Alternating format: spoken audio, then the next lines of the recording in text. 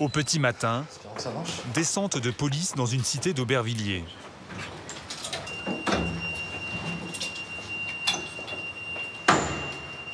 Ces enquêteurs de la brigade de protection des familles cherchent à interpeller un jeune homme de 18 ans.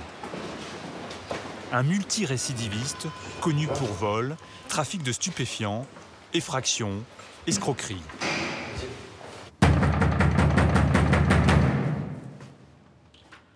Bonjour madame, c'est le commissariat d'Aubervilliers. Cette fois, il le soupçonne d'avoir frappé une jeune fille de 15 ans. Bonjour. Ah, c'est pour qui là? C'est pour qui? Putain. Merci. Eh si, allez viens, dépêche-toi, on y va. Eh vas-y, reste à l'heure, Non, c'est pas comme ça. T'es pas tout seul dans cette histoire, et j'ai tout expliqué. Allez, viens. Tu sais, je vais te dire pourquoi t'es interpellé. Quoi? Tu connais. Voilà, t'as compris? Et voilà. 2 autres suspects sont interpellés simultanément dans la ville, soupçonnés d'être impliqués eux aussi dans le tabassage de l'adolescente. Patrick, un enquêteur du service, est chargé de mener la première audition du suspect, en présence de son avocate. Il s'appuie sur les déclarations de l'adolescente qui a déposé plainte. Juste votre carte, s'il vous plaît, maître. Merci beaucoup. Est-ce que tu connais une dénommée? Oui, je la connais. Qu'est-ce qui s'est passé là? Je l'ai croisée. Vas-y, ouais. Je l'ai croisée. Après, comme elle avait raconté des histoires fausses sur moi. Elle raconte quoi exactement sur toi? Des trucs bizarres. Ok. Après, moi, j'ai fait l'enfant. Je suis rentré dans son jeu. T'as fait quoi? T'as fait l'enfant? Ouais, j'ai fait l'enfant, là, je suis rentré dans son jeu, après, je l'ai frappé. C'est-à-dire? T'as fait l'enfant, tu l'as frappé exactement. C'est quoi? Je lui ai mis des claques. Après, j'avais un bâton, je lui mettais des coups de bâton. Tu l'avais avec toi le bâton? Ouais. Et je lui mettais des petits coups. C'est quoi comme bâton? Un petit bâton, c'était. En bois? Ouais, en bois. Tu sais ce qu'elle a au moins ou pas? Ouais, T'as entendu? Je vais te dire un petit peu ce qu'elle a fait à l'hôpital. Elle a 6 jours d'ITT déjà, hein, d'accord? Donc, elle a une échymose sur la tempe gauche. Elle a des échymoses sur le bras gauche, face antérieure, le coude droit, la cuisse gauche, le mollet gauche, la cuisse droite et le mollet droit. Donc t'es sûr que tu lui as mis que des claques et des petits coups de bâton? Ouais. Le truc, c'est qu'il y a des témoins qui disent que tu l'as quand même un peu roué de coups à un moment donné. Ouais, sûrement. Mais je me rappelle plus trop parce que ça fait un peu longtemps. Apparemment, tu l'as suivi, tu l'as enfermé dans le hall du... Là, tu l'as encore roué de coups. Donc t'es sûr que tu lui as mis que des claques? Tu sais, il vaut mieux que tu me dises la vérité. Je l'ai frappé, tu sais. C'est-à-dire, tu l'as frappé. Je lui ai mis des coups. Des coups de quoi? Coups de poing? Non, des baffes. Et le bâton, c'était pas une barre de fer plutôt que t'avais? Ouais, c'était même pas une barre de fer. C'était une antenne de voiture. Ah, voilà, tu vois. Est-ce que quand même tu prends conscience des coups que t'as portés à quand même, c'est... Déjà, on frappe pas une femme pour commencer. Je pense que t'aimerais pas qu'on fasse ça à ta petite sœur, à ta maman, des trucs comme ça. Ouais, moi, je suis désolé. Hein. Je voulais pas que ça en arrive là. Franchement, là, je suis désolé, en y repensant, c'est pas quelque chose de bien. Après cette première audition, un complice présumé de l'agression, lui aussi connu du service, est à son tour interrogé par un autre policier. Il est très décontracté face à l'enquêteur. Alors toi, elle t'a reconnu sur le fichier, parce que c'est le fichier qu'on a. Comment, en photo? Ouais, sur les photos, bah t'es déjà inscrit dans nos fichiers. Non, ma photo, je suis beau.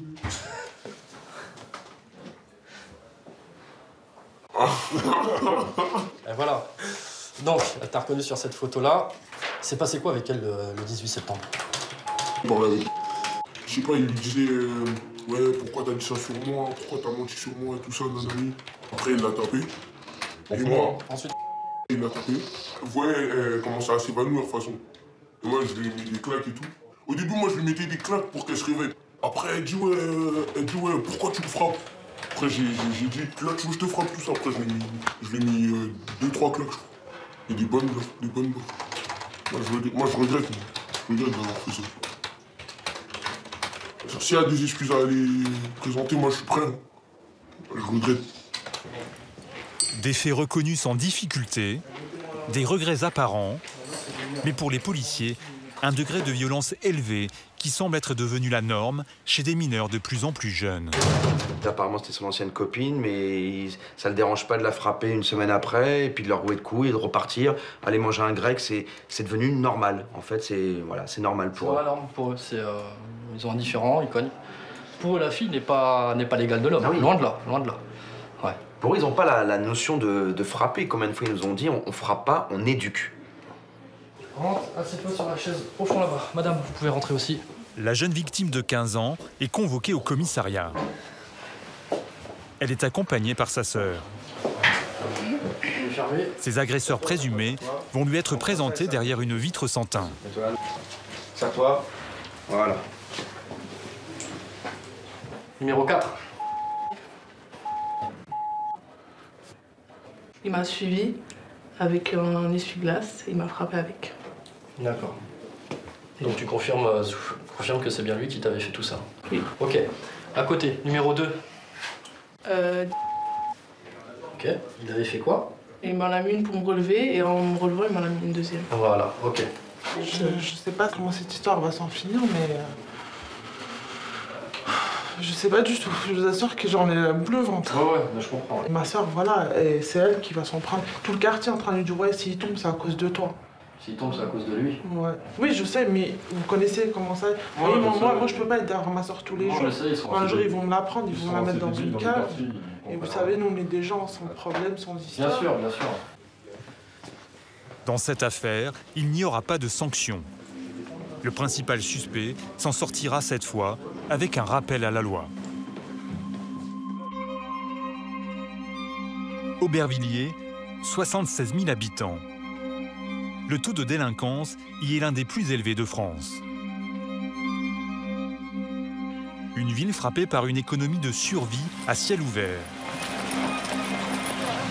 Trafic de cigarettes vendues à la sauvette ou mécanique sauvage sur les trottoirs avec ses garagistes de fortune. Une partie de la ville est classée depuis 2012 en zone de sécurité prioritaire. Mathieu, tu reprends le volant, s'il te plaît. Bonsoir. Vous descendez, vous vous levez. Des patrouilles sur le terrain, mais aussi un travail d'investigation mené depuis ce bâtiment de briques rouges, le commissariat d'Aubervilliers. 150 fonctionnaires travaillent ici, sous la direction d'une femme, une commissaire, Fabienne Azalbert. Ça va être une semaine assez chargée. On va parler d'abord des affaires judiciaires. Elle et ses équipes gèrent une dizaine de gardes à vue chaque jour. Trafic de stupéfiants, affaires de mœurs, mais aussi une spécialité locale, le vol à la portière. Ces images ont été tournées par la police. Des jeunes en scooter cherchent une proie dans les rues de la ville. Ils nous ont pas vus, les gars. Ça va taper là. Zoom, zoom. Oh putain, il va taper. Il adresse, il faut l'adresse. Belle incendie.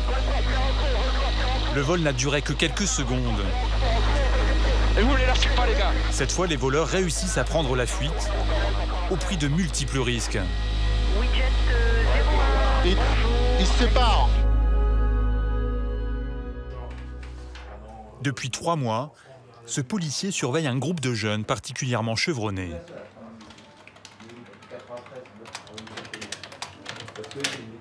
Donc on les voit tourner d'abord. C'est toujours comme ça, ils font des petits tours et ils cherchent à repérer. Vous allez voir, ils jettent des coups d'œil à l'intérieur des véhicules. Voilà, on les voit regarder à l'intérieur des véhicules. Là, vous voyez, on les voit vraiment bien regarder. En général, ils s'en prennent à des femmes seules, donc ils posent leur sac à main sur le siège passager. Les mains dans les poches pour tenir les silex. Pour briser les vitres, ils utilisent ces petits cailloux aiguisés, ici placés sous scellés. Ils les frottent les uns contre les autres, ils les balancent sur la vitre, et après, soit la vitre explose toute seule, enfin avec les silex, soit c'est l'aide de la main qui rentre qui va terminer le travail. Un vol particulièrement traumatisant pour les victimes. En 3 mois, suite à des surveillances, des recoupements téléphoniques et même des analyses génétiques, les enquêteurs pensent pouvoir attribuer 24 agressions commises dans le même secteur à une seule équipe. L'interpellation est prévue ce matin. Fred et ses collègues sont chargés d'arrêter le leader présumé du groupe, un mineur de 17 ans, trahi par son ADN. Kevin, il a pris le bélier? Ouais. Oui, dans le coffre, là. Kevin, il casse la lourde. Leur objectif, nous l'appellerons Michael, ne dort pas chez lui, mais dans un foyer éducatif de la région parisienne où il a été placé par un juge. Ouais, c'est bon, on arrive au foyer.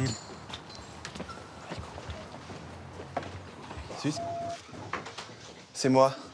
On vient t'interpeller. Tu te lèves? Donc 7h12, je te place en arrivée pour des faits de vol en réunion, précédé de dégradation.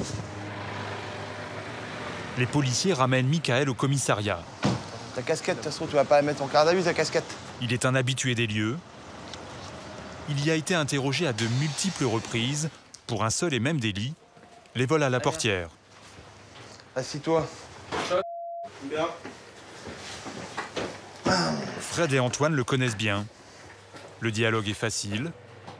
Premier réflexe, regardez les photos dans son téléphone. Et ça fait les coques, et ça fait les coques en moto, et ça fait les coques comme machin. Oh, la classe! Qui c'est qui fait le coq comme ça? Quoi? Qui c'est qui fait le coq? Il y a plein de pognon là. Je sais pas, demande-lui. Hein? Demande-lui. Ouais, je vais demander, ouais. J'ai fait quoi encore là, franchement? Hein? Et d'après toi, pourquoi c'est le bon mort? Explique-moi. Ouais, encore des bons mois. Pourquoi Moi, Pourquoi t'es devant moi? Est-ce que tu crois que je suis venu te chercher par hasard? Ah, tu vas m'accuser de quel vol encore? Hein? Ah, c'est pas, je vais pas t'accuser. Je sais. Je suis venu pourquoi? Pour des quoi? Vas-y. Pour des faits de vol? Pour des faits de vol? Ouais. Vas-y. Des vols quoi? À la portière. Voilà. Tu commets ça autour de la Maladorie. Mais où en général? Vas-y. Bonjour. L'avenue Urgeras, pourquoi tu vas taper sur l'avenue Urgeras? Parce que c'est à côté de chez moi. Parce que j'ai Car c'est à côté de chez moi. Et sur Jaurès, c'est plus intéressant les pièces ou quoi? Il y a plus d'argent. Ah. Ouais. Allez, pourquoi il y a plus d'argent? Et pourquoi ils viennent sur Aubervilliers les gens? D'après toi? Sur la porte d'Aubervilliers, il y a quoi là? Les Chinois. Et les Chinois, qu'est-ce qu'ils font les Chinois? En gros. Voilà, les grossiers chinois. Et donc, ils sont payés comment? En liquide. En liquide, et voilà. Donc, maintenant, je te repose la question. Est-ce que tu as commis des faits de vol à la portière ces 3 derniers mois? Mais non. Ouais. Ouais. Allez, vas-y. Combien de faits de vol à la portière tu as commis? 1. Non, arrête. Non. Sérieusement. Ben, je te dis 1. Non, 1. Regarde-moi. Tu sais très bien comment ça marche. Tu sais très bien que plus vite tu viendras, mieux ça se passera avec le juge par la suite. Et tu sais très bien que tu nous connais, Fred comme moi. Si on vient te chercher, c'est qu'on a un dossier. Maintenant, toi, ton intérêt, c'est de reconnaître tout de suite tes fautes. Tu vas nous dire lesquelles t'as fait, lesquelles t'as pas fait. Et c'est comme ça que ça se passera le mieux pour toi devant le juge des enfants. Voilà. Grâce aux empreintes ADN de Michael retrouvées sur des silex, Fred et ses collègues savent qu'il est impliqué dans au moins 2 vols à la portière. Je te parle d'un véhicule Volkswagen, un Touran, couleur noire. Est-ce que ça te parle? Non. Et comment ça fait qu'on retrouve ton ADN sur les silex? Je sais pas. Ah bah. Comment on trouve mon ADN, j'étais pas là? Tout simplement que c'est toi qui as cassé la vitre. Non. Sinon on n'aura pas retrouvé ton ADN sur les silex. C'est aussi con que ça. C'est scientifique. C'est une preuve. Les policiers sont persuadés qu'il est impliqué dans beaucoup plus de vols. Beaucoup plus qu'un. Allez, à but de nez, vas-y. À but de nez. Quoi? T'es léger là encore. T'es encore plus léger, vas-y. Là, je sais pas, moi. Vas-y, combien? Vas-y, dis-le. Allez, vas-y. Combien? Je ne compte pas. Moi, je te dis sur une quinzaine. Une quinzaine? Ouais. Est-ce que c'est plausible, ça? Peut-être.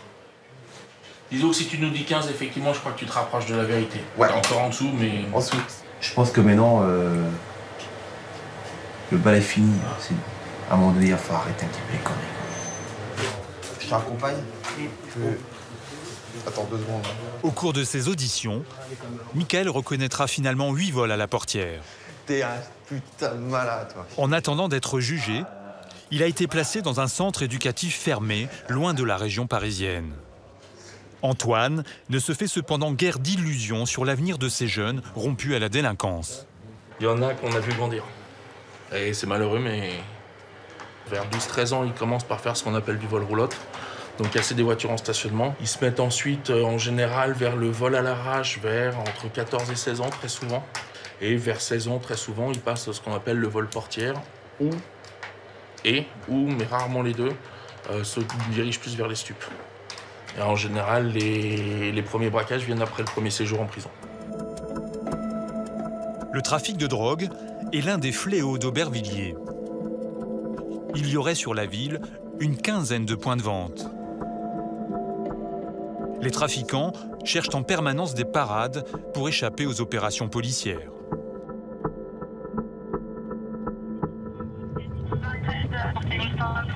Les hommes de la brigade anticriminalité, la BAC, s'intéressent à une cité connue pour être un point de deal.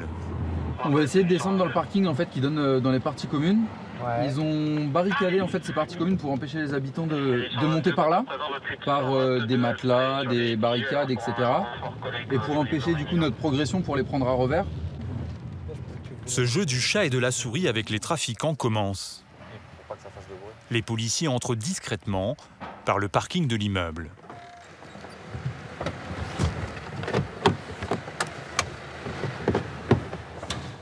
Ils vont tenter un flagrant délit.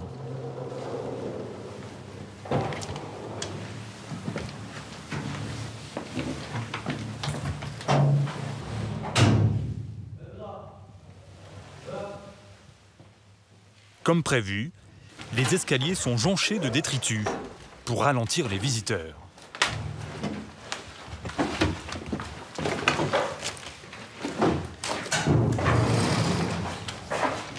Les policiers surprennent un acheteur. Mais le vendeur, lui, est invisible. Ici, les transactions se font par ce trou, creusé dans le mur. Une sorte de guichet qui permet aux dealers de prendre la fuite en cas d'arrivée de la police. C'est ce qui en fait ce qui te... Si on n'arrive pas à l'intérieur directement dans l'immeuble, on ne peut pas l'avoir. Pas le choper. Là maintenant avec la nouvelle technique qu'ils nous ont fait, ça va être soit l'acheteur soit le vendeur. Il va falloir qu'on innove maintenant une nouvelle technique pour essayer de les prendre en tenaille et faire les deux en même temps. L'acheteur ne sera finalement pas poursuivi.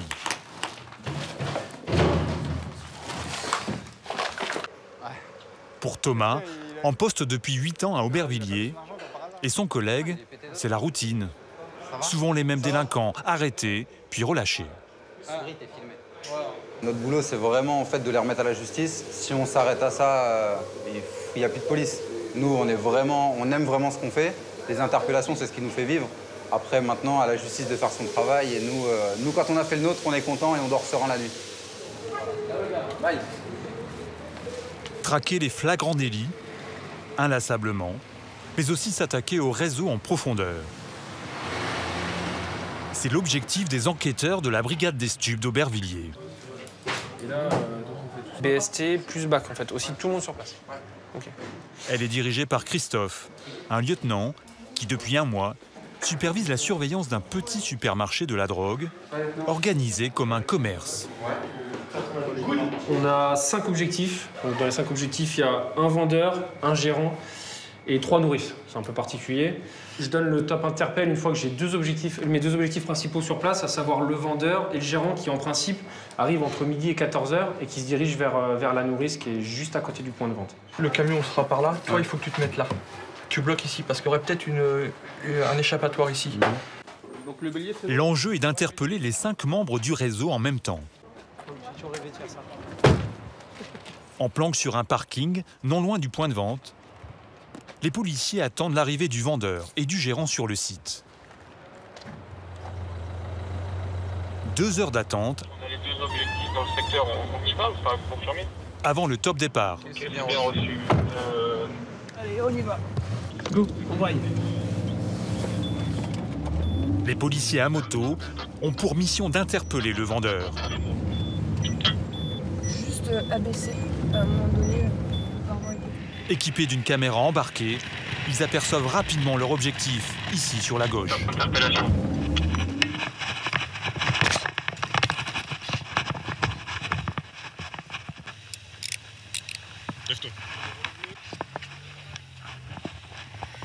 À 100 mètres de là, le reste de l'équipe investit une première planque où serait stockée une partie de la drogue. 2, 3.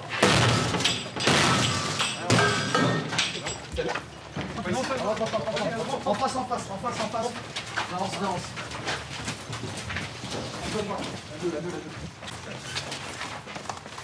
Chef. Un homme est interpellé dans ce squat.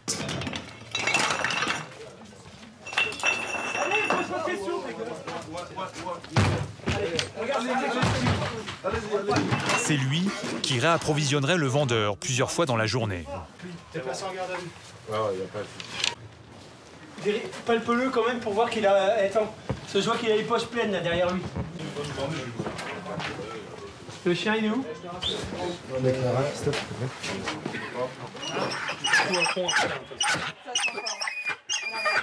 Tiens, Caro, tu peux regarder ici, s'il te plaît? Ouais, j'y vais. Ok. Tu maintiens? Ouais, c'est des emballages, ça pue bien. Des emballages utilisés pour conditionner le cannabis. T'as plein d'emballages. Ah, elle a raison, hein. Oh, c'est quoi ça, mon bébé? Le chien policier s'intéresse aussi à ce coffre-fort. Putain. Oh, c'est trouvé ça, bébé. Ah oui. C'est à toi? Quand mon avocat sera là, je lui fais. Ta réponse c'est ça, c'est quand ton avocat sera là. Merde. Le policier trouve une arme de poing, près d'1 kilo de résine de cannabis et de la cocaïne. Et un peu de coke. C'est tout dedans. On va emmener direct le coffre. Une première saisie, mais les enquêteurs savent que le plus gros de la marchandise est sans doute stocké ailleurs. Tout le monde? Tu, on va à la nounou. Allez, go. Dans le jargon policier, la nounou, la nourrice, est une personne au-dessus de tout soupçon à qui les trafiquants confient leur stock. Il faut l'interpeller au plus vite avant qu'elle ne soit prévenue. Vous avez une pièce d'identité à me présenter?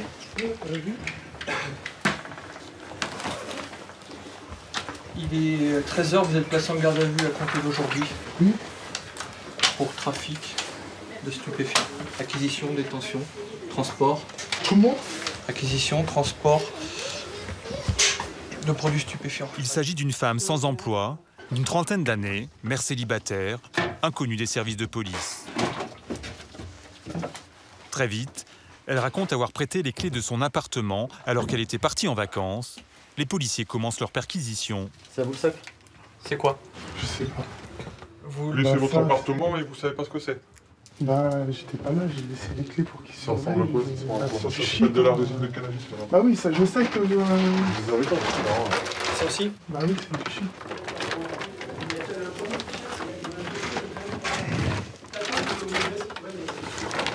C'est tout ce qu'il y a. Enfin, c'est déjà pas mal. Ok. Un réseau comme celui-là génère en moyenne un chiffre d'affaires de 7 à 8 000 € par semaine. Les 5 objectifs de la brigade des stupes ont été interpellés et sont emmenés au commissariat. Ça, c'est la deuxième découverte. Et surtout le butin. 7 kilos de résine de cannabis, un peu d'argent, 150 € et 2 armes, un pistolet d'alarme et un semi-automatique 9 mm.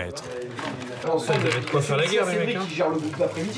En ce moment, la grande mode, c'est qu'ils se volent du cannabis entre eux, en fait. Donc, en fait, bah voilà, hein, ceux qui transportent, ils ont une arme et ça permet de protéger les transports de stupes.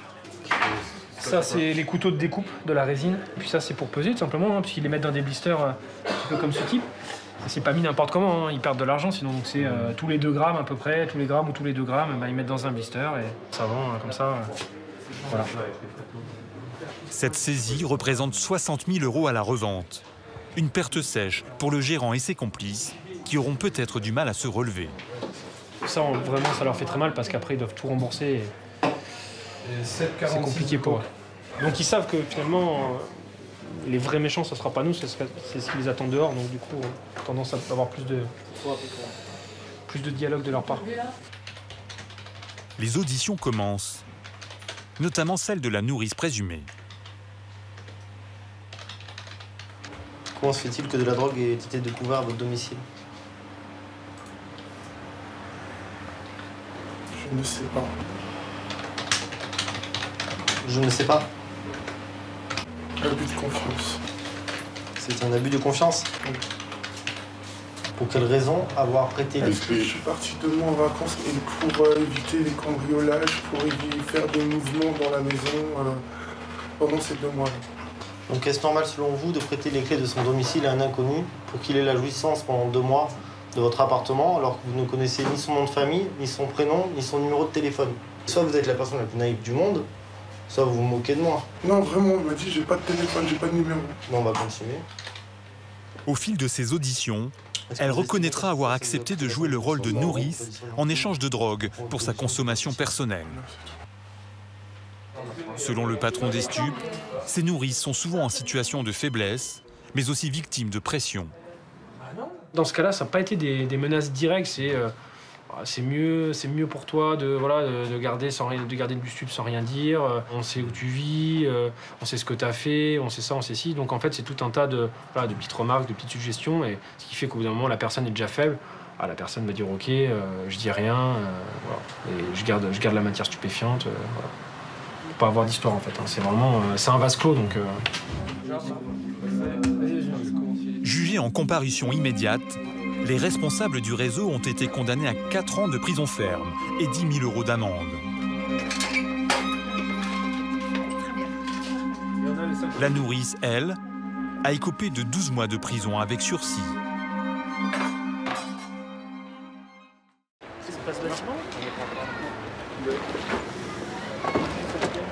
C'est celui qui sont dans la droite. Ah, là, on peut avoir un visuel sur nous, c'est pour ça qu'on s'est décalé. Ah, d'accord. Ces 8 policiers du commissariat de Mulhouse s'apprêtent à interpeller un homme suspecté d'avoir roué de coups un lycéen. Pourquoi vous êtes autant équipé là pour cette intervention? Tout simplement parce qu'on ne sait pas où on va. Donc par mesure de sécurité, on va s'équiper comme il faut. Tout simplement. On laisse pas de place au hasard. Casque balistique, gilet porte-plaque pour contrer les tirs de gros calibre. Même pour des opérations de routine, la prudence est de mise depuis la vague d'attentats de 2015, durant laquelle des policiers ont été pris pour cible. Police, ouvrez! Face contre terre! Face contre terre! Bouge-toi. Il est 11h40, vous êtes placé en garde à vue à côté de 7h. Ok. Mets-toi au sol. Des faits de violence volontaire aggravés. Le suspect est un père de famille. Il aurait tabassé un adolescent de 15 ans, un camarade de lycée de sa belle-fille. Vous avez identifié. Ok, on va faire une perquisition chez vous. Aurélien, l'officier de police judiciaire, l'OPJ dans le jargon, interpelle en plus du suspect la belle-fille qui vit sous le même toit. C'est elle qui aurait commandité le passage à tabac de son camarade pour se venger d'insultes qu'il aurait proférées.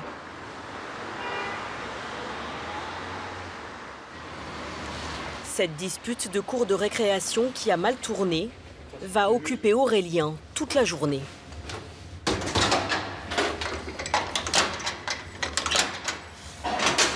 Au commissariat, le lycéen qui a porté plainte attend d'être entendu une deuxième fois. Il a déjà expliqué aux policiers que quelques heures après s'être disputé avec une autre lycéenne, il a été violemment frappé par 2 inconnus. Le médecin légiste qui l'a examiné a décrété 3 jours d'ITT. Entouré de sa mère et de sa tante, il affirme qu'il continue de recevoir des menaces via les réseaux sociaux. J'ai reçu une capture d'écran d'un ami me disant que lui, on l'a prévenu que si j'enlevais pas la plainte, ils allaient s'en prendre à ma famille. Dites à ou je ne sais pas qui est allé porter plainte qu'il enlève sa plainte, parce que sinon ça ne va plus aller pour lui. Qu'est-ce qu'on fait? Moi j'ai ma fille aujourd'hui qui est en fac, qui a peur d'aller à l'école. Elle se dit oui, ils ont menacé la famille, ils ont agressé ses petits camarades de classe, leur demandant le numéro de téléphone, l'adresse qu'ils ont, l'adresse de chez moi. Vous dormez comment la nuit? Le suspect, interpellé le matin, nie les faits. Aurélien doit organiser un tapissage, c'est-à-dire demander à la victime d'identifier son agresseur au milieu d'un groupe de figurants. J'appelle le magistrat, je lui demande si 3 ça suffit. À l'accueil, j'ai personne qui correspond. J'ai été regardé.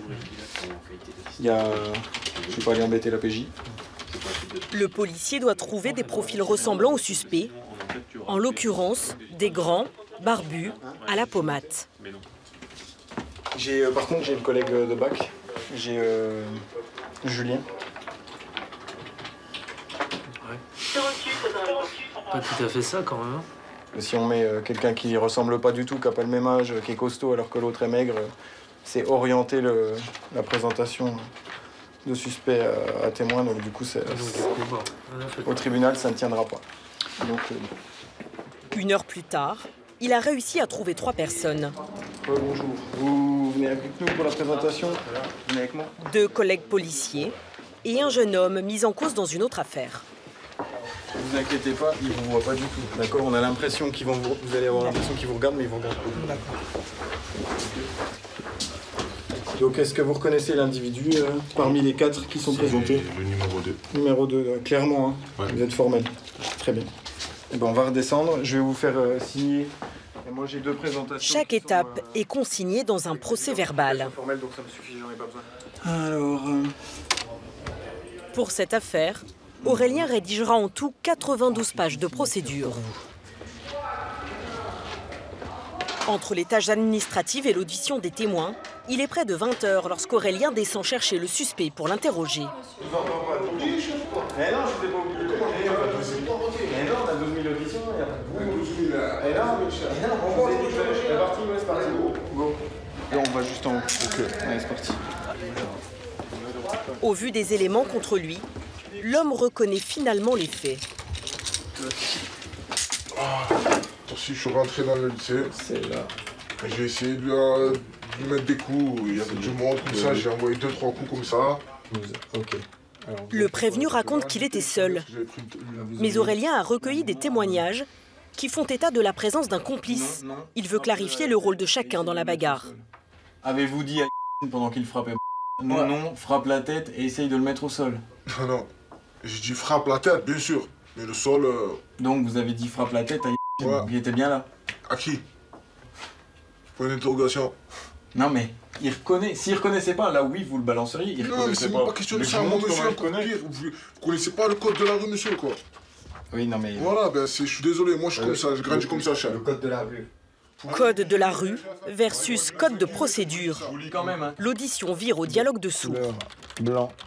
Avez-vous dit à pendant qu'il frappait non, frappe-le à la tête et essaye de le mettre au sol? Non, j'ai pas dit ça. J'ai dit mets y des crochets et balaye-le. C'est ça exactement les trucs. C'est bien à lui. Oui, mais c'est pas les mêmes trucs. Après, oui, bien sûr, c'est à lui. C'est à qui, chef? Ah oui. Mais c'est pour ça. C'est pour ça, on tourne en rond. Mais non, mais on tourne en rond. Oui, j'étais avec quelqu'un. Mais je ne suis pas une poucave. Je ne suis pas une poucave. Je vous fais signer, ensuite je vais voir... Le lendemain, l'homme sera remis en liberté en attendant de comparaître pour violence volontaire aggravée devant le tribunal correctionnel. Comme les collègues de son service, Aurélien alterne 3 jours de travail et 3 jours de repos. Il est sur le pont 4 week-ends sur 5. Salaire, 2 000 € net par mois environ.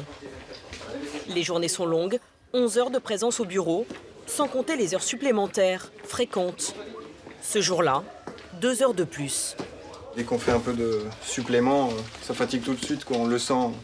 Et le problème, c'est qu'on doit rester toujours bien éveillé. Et puis, parce que il y a, comment dire, certaines personnes qui dépendent de nous au final, qui sont en garde à vue, et puis ça peut être important pour eux la suite, quoi. Donc, voilà. Rester alerte à tout.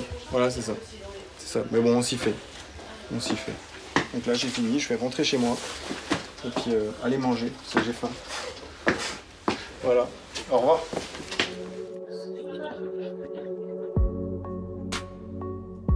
Au commissariat central de Mulhouse, 110 000 habitants, 16 fonctionnaires se relaient 24 heures sur 24 au groupe d'appui judiciaire, le GAGE. Ce sont en quelque sorte les urgentistes du commissariat. Monsieur? Je pour déclarer un sinistre. Autre chose? Juste pour chercher mon petit frère, il est dormi là, au garde à vue. Chaque année, il traite près de 8600 plaintes. Contre votre ex-mari? Oui, pourquoi? Les enquêtes complexes sont confiées à des services spécialisés. Eux gèrent principalement les délits du quotidien, en apparence anodins. Bonjour. On a eu un cambriolage vendredi dernier. À 10h, le service est déjà engorgé. Là, je vous ai enregistré, par contre, il y a beaucoup d'attentes aujourd'hui. 2 heures. Peut-être même plus, oui. Ces affaires ne font pas forcément les gros titres, et pourtant ce ne sont pas les plus faciles à résoudre. Parmi les urgences ce matin, ce vieil homme. Sa fille l'aurait frappé à plusieurs reprises. Il n'a rien avalé depuis la veille. Vous avez du diabète? Eh ben, mangez. Ilham, la policière, lui a dégoté un plat de pâtes dans les réserves du commissariat. Qui c'est qui vous a fait ça, monsieur? Entrée dans la police à 21 ans par le biais des emplois jeunes, cette fille d'ouvrier et d'assistante maternelle a gravi les échelons jusqu'à devenir officier de police judiciaire il y a 3 ans. Avec ça? Avec cette perche, elle vous a frappé où? Ça. Et les côtes et la tête. Et là, vous êtes blessé, là? Vous êtes blessé? Ah oui, Oui. Ah oui. Un cas de violence apparemment indéniable. Et ça date d'hier, ça? Ah oui, ouais, croyez-moi. Non mais je vous crois, hein. Ilham prend sa plainte et envisage de placer sa fille en garde à vue. Mais 1 heure plus tard, l'une des petites filles du vieux monsieur débarque. Prenez pas, je vous en prie. Votre grand-père est là, il est sain et sauf. Elle va donner une autre version de l'ambiance à la maison. T'as pas eu ta piqûre à midi, hein? Ta piqûre d'insuline. Depuis un AVC, l'octogénaire tyranniserait toute la famille. Ilham l'éloigne pour que la jeune fille puisse se confier. Le chef, il est là-bas. Donc je vous écoute, qu'est-ce qui se passe à la maison là, avec vos grands-parents? Il est assez difficile à vivre. Et voilà, l'ambiance est horrible. Avec tout le monde, en fait, il est pas agréable. Je pense qu'il a du mal à supporter que depuis qu'il il a été à l'hôpital, là, c'est vrai qu'il est quand même beaucoup plus handicapé que quand il y est parti. Je pense qu'il a du mal à accepter ça et du coup il est un peu méchant avec tout le monde, il est un peu agressif, même avec nous, hein, on a du mal à venir, on le fait pour ma mamie beaucoup, quoi. Votre papy est venu nous voir je sais, oui. Pour nous dénoncer des faits de violence. C'est vrai que lui aussi il a été violent, hein. Il a aussi lancé, il vous a dit qu'il a aussi lancé une télécommande sur ma tata et sa canne, il a aussi fait ça, hein. Si. Et c'est vrai qu'elle aurait pas dû faire ce qu'elle a fait, hein, mais elle lui a donné une petite tape sur la main avec sa canne. Pour nous, c'est des faits graves parce que c'est des violences avec une arme par destination. La canne. Ouais. Et donc, il a une plaie saignante, il a 3 jours d'ITT. Ok. La jeune femme explique également que son papy a fait une chute il y a 15 jours. Voilà. Les ecchymoses qui ont impressionné Ilham ne seraient pas forcément dues à de la maltraitance. x2. Le médecin légiste, appelé en renfort, ne parvient pas à trancher.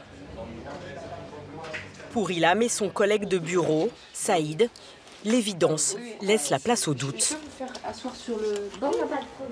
Après, elle a reconnu à demi-mot que la tante... Attends, Saïd, la tante... Non, mais je sais. La tante a bien mis un coup. Bien sûr, voilà. je sais. Ces violences sont consécutives, elles ne sont pas justifiées. Oui. Mais ça reste des violences. Je pense qu'il nous montre aussi le visage qu'il a à nous montrer. Après, nous, on les connaît pas, les gens. Hein. Après avoir, l'enquête le déterminera, mais apparemment, elle a fait l'objet de violences aussi, pour lesquelles elle envisage de déposer plainte. Entendue plus tard, la fille expliquera avoir riposté à bout de nerfs après que son père lui a jeté des objets. Elle ne sera pas poursuivie, mais écopera d'un rappel à la loi.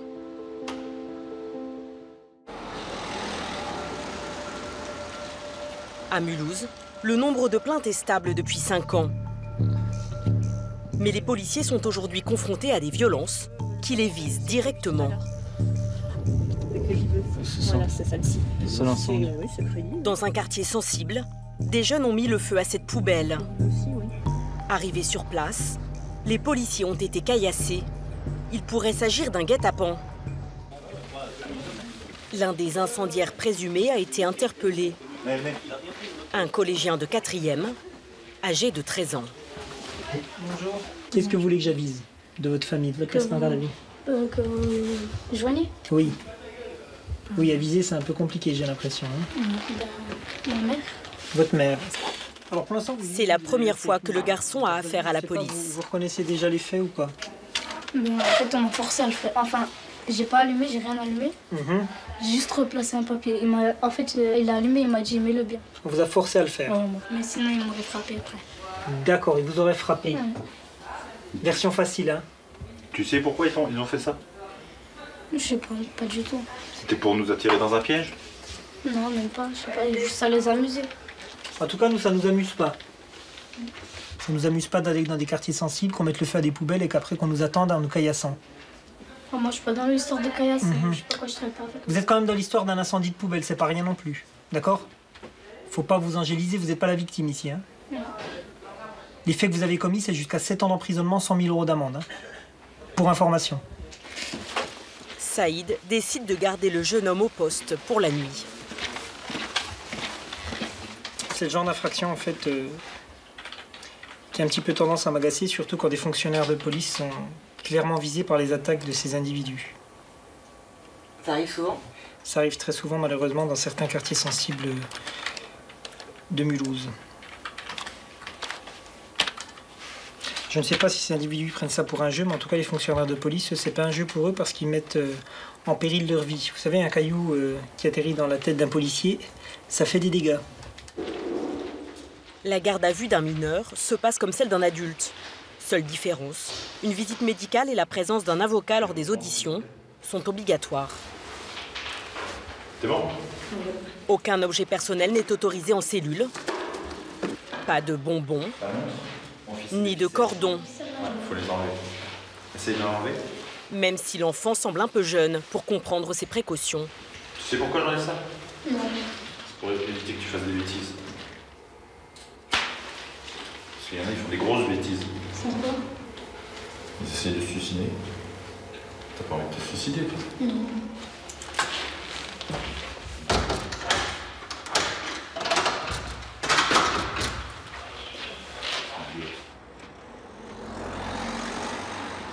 Le lendemain matin, alors tu vois, regarde, donc c'est la rue de Bordeaux. Les enquêteurs visionnent les images de vidéosurveillance fournies par la ville. 245 caméras cadrées Mulhouse. Donc l'individu il part en courant. D'accord. Voilà. Après la caméra, elle revient là-dessus. Est-ce que tu connais... T'as les deux individus qui sont là. Oui, c'est lui, oui. Il est là, Ouais, avec d'accord. un deuxième. Il s'affaire dans les poubelles, là, tu vois. D'accord. Les policiers ont identifié un second incendiaire. Ils veulent l'interpeller pour savoir si le caillassage de leurs collègues était prémédité. Voilà, on voit bien que la première poubelle. En 2016, en France, près de 700 policiers ont été blessés en service. C'est 60% de plus qu'il y a 5 ans. Donc là, vous constatez qu'on enlève les gyrophares. On essaie d'arriver relativement discrètement. Pour l'interpellation, Saïd est épaulé par 6 policiers. Bonjour, on peut vous voir un instant? Est-ce que votre fils est ici? Le suspect est un adolescent de 14 ans. Bonjour. Alors, je suis l'OPJ du commissariat de police de Mulhouse. Donc, tu es interpellé à compter d'aujourd'hui 12h45 et tu es placé en garde à vue à compter de cette heure-ci pour des faits de dégradation volontaire par moyens dangereux commis hier. Tu dois savoir de quoi je parle, on a des vidéos à l'appui. L'adolescent n'oppose pas de résistance. Pardon? Voilà. Il a Donc 14 vous êtes ans. placé en garde à vue. Il a 14 ans. Absolument. À partir de 10 ans en France, on peut faire l'objet d'une mesure d'un placement. C'est inacceptable, c'est encore un enfant. Il n'y a pas de problème à l'école, c'est un enfant modèle. Madame, Sa mère, en revanche, se montre véhémente. Tu parles pas tant qu'il n'y a pas d'avocat, tu dis rien.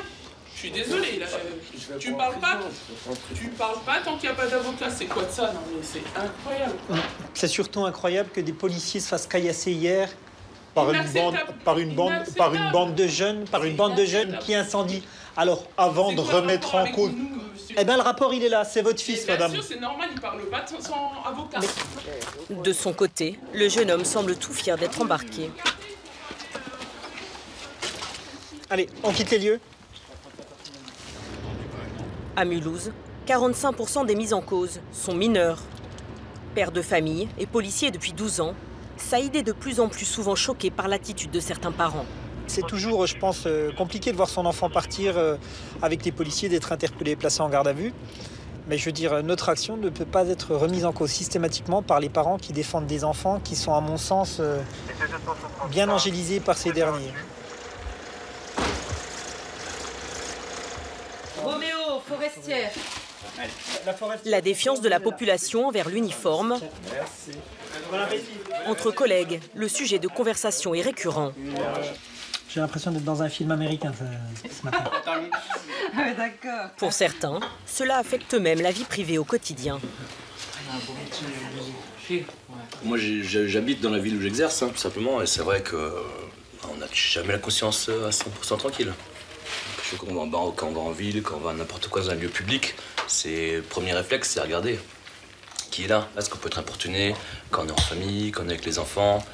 C'est vrai que c'est un peu le côté un peu négatif de la profession. C'est pour ça que nous, on a préféré habiter hors de la circonscription. Hein. C'est pour ça qu'on fait les kilomètres. L'ambiance qu'on a entre nous, je veux dire, c'est absolument nécessaire. Je veux dire, pour l'épanouissement. Voilà, hein. c'est impossible de travailler dans une mauvaise ambiance dans un service comme le nôtre, qui est déjà générateur tous les jours de tension avec les délinquants, la pression de l'événementiel. Si en plus de ça, entre collègues, on ne s'entend pas, je veux dire, fonctionnaire de police, il y a un moment ou un autre, c'est le burn-out. Hein. À 17h, Saïd a bouclé son dossier. Reste à rendre compte auprès du procureur. Bonsoir, c'est l'officier de police judiciaire du commissariat de Mulhouse. En fait, pendant l'audition, le deuxième incendiaire présumé n'a pas été très loquace.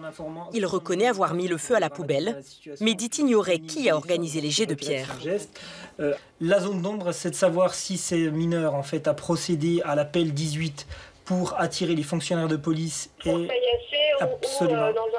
Ou par prévention, quoi. Absolument. Dans son audition, il nous dit qu'il regrette son acte. C'est pour ça qu'en fait, il a appelé les pompiers. Sincère, je ne sais pas. Au substitut de permanence, de statuer sur les suites à donner à cette affaire. Au revoir. Après 6 heures de garde à vue, le père du collégien vient le récupérer. C'est un peu con, hein, ce que tu as fait là. T'es sorti, voilà, te détendre, machin, et résultat, je sais pas ce qui t'a pris par la tête. Hein. Je suis étonné. Les deux adolescents seront convoqués devant le juge des enfants, mais uniquement pour l'incendie de la poubelle. Les jets de pierre, eux, feront l'objet d'une autre enquête, plus longue. Elle sera confiée à la brigade spécialisée dans les violences urbaines.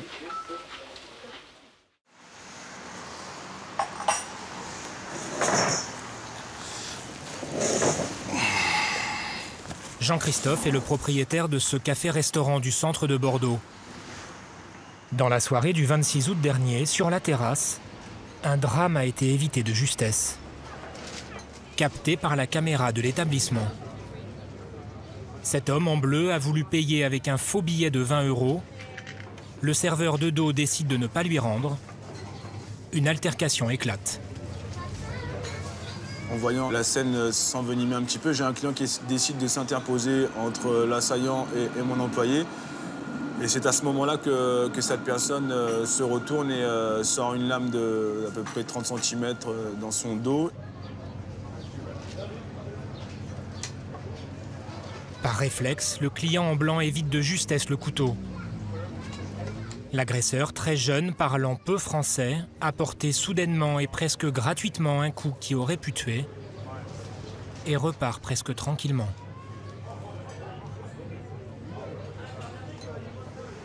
Pour Jean-Christophe, la scène est révélatrice de la situation à Bordeaux aujourd'hui. J'ai l'impression de ne pas être à Bordeaux, de ne pas être au Chartron, d'être dans un film d'action. À votre connaissance, c'est une exception, cette agression-là? À Bordeaux, le couteau? Ah non, c'est devenu à la mode, le couteau.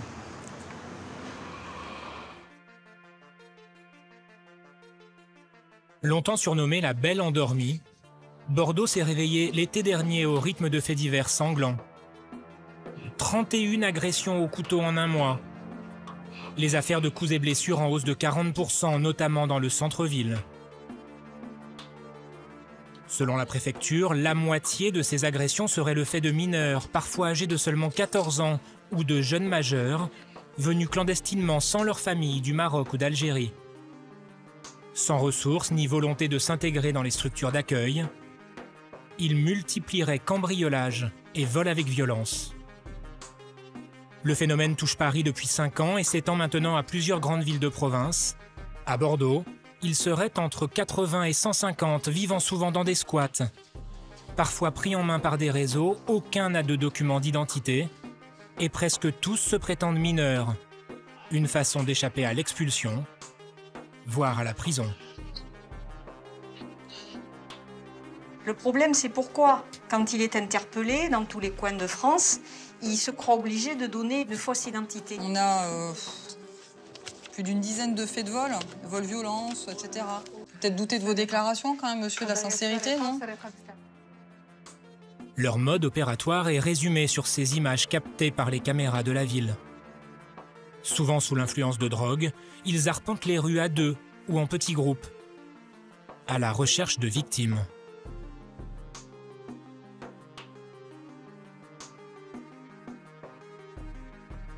Ils abordent en priorité les personnes isolées, comme cet homme en gris qui tient son téléphone dans la main gauche.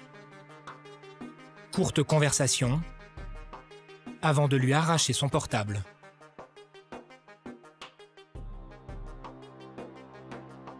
Cette nuit-là, les voleurs ont été interpellés. Un défi pour les autorités, car certains vols deviennent ultra-violents.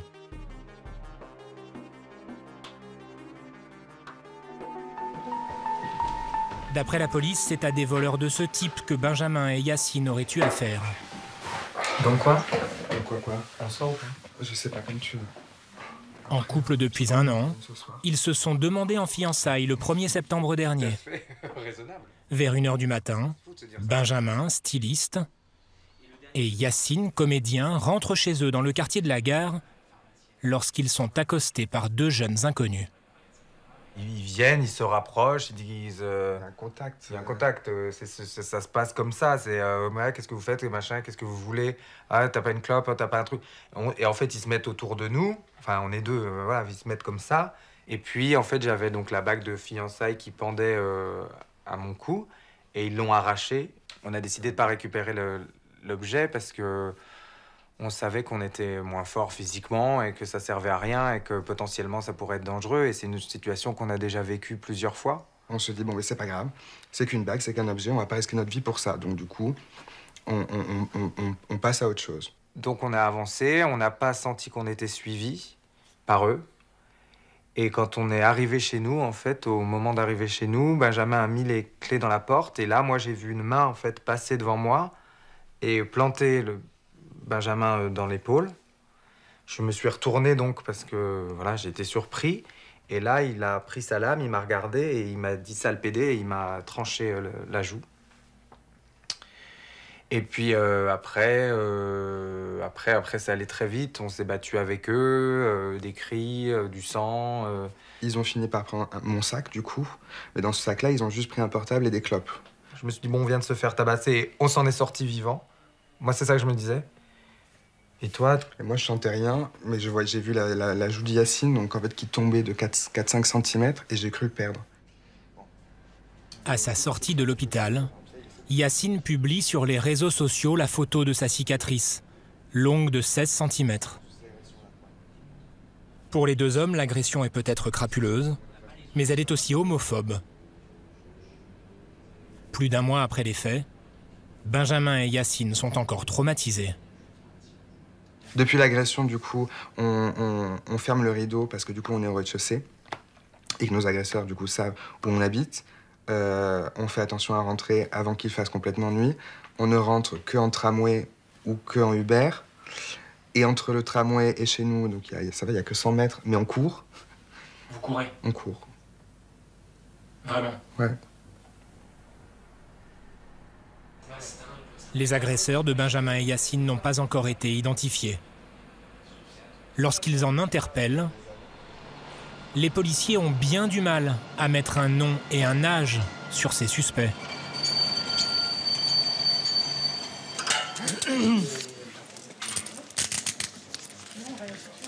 Mets pas les mains dans le dos, c'est pas le fait. Ce matin-là, 2 garçons ont été placés en garde à vue au commissariat central. Un vol avec effraction a été commis dans la nuit dans un marché couvert. Allez, choisis un numéro. Celui-là ou celui-là? Mets-toi là. Un vigile a mis les suspects en fuite. Voilà. Sur la base de son signalement, la brigade anticriminalité Mettez bien la planche devant vous, là, comme ça. a interpellé dans un squat les garçons tenant les ardoises 1 et 2. Derrière la vitre sans teint, le vigile doit maintenant reconnaître les voleurs. Alors, vous avez 4 individus, ils sont numérotés. Alors, est-ce que vous pouvez me dire les individus que vous avez remarqués ce matin? Pour moi, c'est le 1 et le 2. Vous devez désigner les 2 numéros. Ouais. Vous êtes formel? Formel. Vous êtes formel, ok, donc ça va. Okay. Le témoin semble catégorique. L'enquête est confiée à un groupe spécialisé, créé il y a 1 an et demi pour lutter contre le phénomène, remonter les réseaux et identifier les suspects. On va se mettre dans la pièce, là. Les 2 garçons n'ont aucun papier et disent être âgés de 15 ans. Allez, enlève ton manteau. En France, un mineur de moins de 16 ans ne peut pas être placé en détention provisoire pour un délit. Et les mecs, ils ont été interpellés à 4 km de lui. Pour savoir à qui il a vraiment affaire, Stéphane, le chef de groupe, va utiliser un tout nouveau procédé, la reconnaissance faciale. L'ordinateur compare la photo du premier garçon avec toutes celles enregistrées dans le fichier des antécédents judiciaires. Le logiciel révèle 6 clichés d'hommes déjà interpellés, qui ressemble très fortement à celui en garde à vue. Que là, c'est flagrant parce qu'on voit les lèvres, quand on voit la commissure des lèvres, quand on voit au niveau du nez, on voit qu'on a affaire au même individu, quoi. L'épaisseur des sourcils, l'écart entre les sourcils. Là, c'est moins flagrant parce qu'il a les cheveux bien plus longs, un petit peu raidis. Par contre, on retrouve les lèvres, le bas, les rides qui sont ici, là, on les retrouve. Le logiciel donne un taux de concordance. Ici, il est à 96%. Ça veut dire que c'est forcément lui. Le logiciel, il n'a aucun doute. La justice considère qu'il s'agit du même individu à partir de 90%. Pour celui-là, 6 interpellations ces 5 derniers mois pour vol ou cambriolage dans plusieurs villes, lors desquelles il a donné des noms et des dates de naissance différentes. Le premier, il a donné comme date de naissance 27-11-2004. Et voilà, et là par exemple, là il a donné une date de naissance 27-11-2005, donc il s'est rajeuni. Puis donc apparemment, il a 1, 2, 3 identités différentes. On ne sait pas trop à qui on a affaire, quoi, en fait, au final. On sait qu'il ment déjà. Pour l'instant, il y a l'entretien, après il y en a qui voit son médecin. On va ça. Ouais, non, mais il faut les paluches avant l'audition. Les doutes sur l'âge et l'identité peuvent être levés grâce à leurs empreintes digitales. Ok, la pomme. Je vais vous mettre un peu de gel. Les policiers vont envoyer ces empreintes aux autorités en Espagne, Tournez, bien à plat. souvent le premier pays européen dans lequel ces jeunes se déclarent lorsqu'ils accostent en provenance du Maghreb. Vous avez déjà fait tout ça? Les empreintes, vous avez déjà fait? Vous ne parlez pas français du tout? La plupart restent en Espagne jusqu'à leur majorité pour recevoir l'assistance aux mineurs là-bas et déclarent une nouvelle date de naissance à leur arrivée en France afin de continuer de bénéficier de cette protection. Les informations fournies en Espagne sont donc des éléments capitaux pour déterminer leur âge réel. Allez, installez-vous. Alors... En attendant la réponse, c'est Jérôme qui va entendre le jeune homme, en présence d'un interprète 94, c'est ça ? et d'un avocat, obligatoire pour les auditions de mineurs. Donc il est connu des services de police et de gendarmerie. معروف عند الشرطة والجندرمة والبوليسية هنا يعني جابوك قبل هنا ولا non. Bah si, t'es connu des services de police et de gendarmerie puisqu'on a tous tes antécédents judiciaires et on va en parler juste après. Juste après. T'as déjà été interpellé par les services de police ou de gendarmerie? Jamais on m'a ramené ici. Non, pas à Bordeaux, je parle en France. Oui, en France, une fois, oui. Ok. Alors pourquoi il change d'identité à chaque fois qu'il est placé en garde à vue dans les commissariats de France? Parce que j'ai pas envie de salir mon dossier, j'ai envie d'avoir le papier. Jérôme l'interroge sur son départ d'Algérie, son parcours en France depuis quelques mois, et après 1 heure d'audition, en vient aux faits. Non, moi je vais pas. Donc là, je te montre un cliché photographique. On te suspecte d'avoir commis un vol par effraction à l'intérieur de ce bâtiment qu'on appelle les halles de Bacalin. Est-ce que tu connais cet endroit? Est-ce que tu y es déjà rentré déjà? Non, je ne connais pas cet endroit et je ne veux pas y rentrer. Hein. Vous voyez que j'ai ma main qui est comme ça blessée, vous croyez que moi je ne suis pas un criminel, moi. Il a été reconnu formellement par l'agent de sécurité. Montrez-moi quelque chose. Montrez-moi quelque chose. Les caméras, on va les avoir, parce qu'il n'a pas de chance, parce que ça a été filmé. Voilà. Donc les caméras, on est en train de les visualiser, là, on est en train de les récupérer. Je vous jure, c'est la tête de ma mère qui est morte, qui est dans la tombe, que je n'ai pas volé. Voilà. 2 heures après cette audition, Stéphane reçoit les premières images de vidéosurveillance de l'établissement. Un premier voleur apparaît.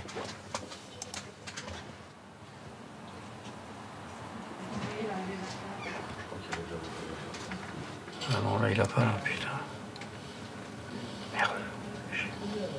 C'est sa main entière, il n'a pas de bandage. Il a pas, parce que tu vois les mains, il a les doigts pris. Le second voleur non plus ne porte pas de bandage, contrairement au jeune homme en garde à vue. Les tenues vestimentaires et les corpulences ne correspondent pas. Les 2 garçons seront relâchés. Un des auteurs du vol sera identifié quelques mois plus tard et incarcéré. Un adulte qui assurait avoir moins de 18 ans.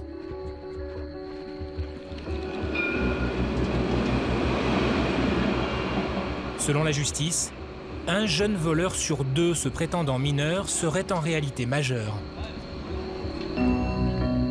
Une façon d'éviter la justice des adultes, plus sévère. Venez, messieurs. Bonjour, monsieur. Après 48 heures de garde à vue pour le vol avec violence d'un collier en or, cet homme, qui se dit mineur, est amené devant le procureur. Alors, monsieur, vous vous souvenez de moi? Je vous ai vu en prolongation de garde à vue. Amélie Pison doit décider si elle l'envoie devant un juge pour enfants ou en comparution immédiate, procédure express réservée aux majeurs. C'est quoi votre date de naissance? 03-02-2004. Ça vous fait quel âge? 16 ans. Vous pouvez juste une minute baisser votre masque? Le masque. Vous avez 16 ans. Alors, je vous ai fait la réflexion en prolongation de garde à vue. Vous êtes tout barbu, vous avez les golfs creusés. Il dit qu'il y a quand même 16 ans. Le suspect est inconnu en France, où il est arrivé il y a 2 mois. Il a auparavant passé 6 ans en Espagne, qui a transmis des éléments aux autorités françaises. Attention, je vais le noter. On a la preuve que vous êtes passé par un autre pays européen. Sauf que là, vous aviez dit que vous étiez né en 97. Donc vous seriez largement majeur. Qu'est-ce que vous avez à me dire là-dessus? Il dit qu'en Espagne, il a juste fait un examen osseux et c'est ce qui a déterminé cet âge-là. Une radio des os, parfois pratiquée en Espagne, qui permet de déterminer une année de naissance. Selon cet examen, le suspect aurait aujourd'hui 23 ans. Et vous pensez vraiment que le tribunal va croire que vous avez 16 ans? Il dit que c'est la vérité, il n'y a pas de mensonge. Alors, monsieur, je vous explique. Moi, je vous crois pas, ok? Je crois que vous êtes majeur et je veux que vous soyez jugé en comparution immédiate, c'est-à-dire que vous soyez jugé aujourd'hui. Pour l'accusé. Son apparence physique et la date de naissance retenue en Espagne le conduisent en comparution immédiate. Ça, vous le direz au tribunal, par contre. Je vous le redonne. Il sera condamné à 3 mois de prison et placé immédiatement en détention. Comme lui, un faux mineur est jugé presque chaque jour en comparution immédiate à Bordeaux. Des voleurs qui n'agissent pas tout à fait seuls et qui écoulent leur butin grâce à des receleurs, eux bien implantés dans la région bordelaise. En février 2020, les policiers ont intercepté 2 véhicules prêts à partir à l'étranger, remplis de marchandises volées. 6 membres d'une même famille âgés de 30 à 50 ans ont été interpellés. La police, vous ouvrez tout de suite. Vivant, eux, légalement en France, ils auraient profité des activités d'une 50aine de jeunes voleurs. 37 000 € en espèces, des téléphones, ordinateurs, montres et bijoux en or sont retrouvés. Ainsi que des médicaments, comme du Lyrica, un antiépileptique que les voleurs utiliseraient comme une drogue et qui les désinhiberait tout en entraînant une très forte dépendance. Pour la justice, sortir ces jeunes de la rue devient une gageure. À Bordeaux, il y aurait une 50aine de mineurs qui échappent aux structures traditionnelles d'aide à l'enfance. Au dépôt du palais de justice, Élodie, éducatrice à la protection judiciaire de la jeunesse, va dialoguer avec un adolescent de 16 ans, transféré ici après sa garde à vue. Je te vois aujourd'hui parce que tu vas être déféré devant le juge des enfants pour des faits de recel de vol. Un entretien obligatoire pour tous les mineurs avant leur passage devant le juge. Ta date de naissance, s'il te plaît. 05/05/2004. Tu es né où? À Oran, en Algérie. Ça fait longtemps que tu es en France? 2 ans? Amen. 2 ans, oui. Pourquoi tu es parti d'Oran? Parce que j'avais des problèmes. Tu avais des problèmes de quel type? Pourquoi vous voulez le savoir? C'est juste pour le dire au juge.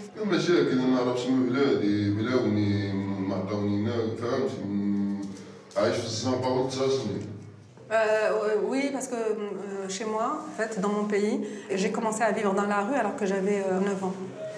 Ce que l'adolescent, lui, voudrait savoir, c'est où il va être emmené ensuite. Des médicaments. Alors il dit, vous êtes l'éducatrice, si jamais le juge me libère aujourd'hui, est-ce que vous m'accompagnez dans un foyer? On n'aura pas de place en foyer pour ce soir, d'accord?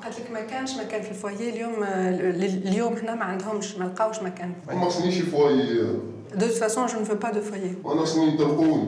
Moi, ce qu'il me faut, c'est qu'on me relâche. Les jeunes voleurs refusent presque toujours de vivre en foyer d'accueil et s'en enfuient à la première occasion.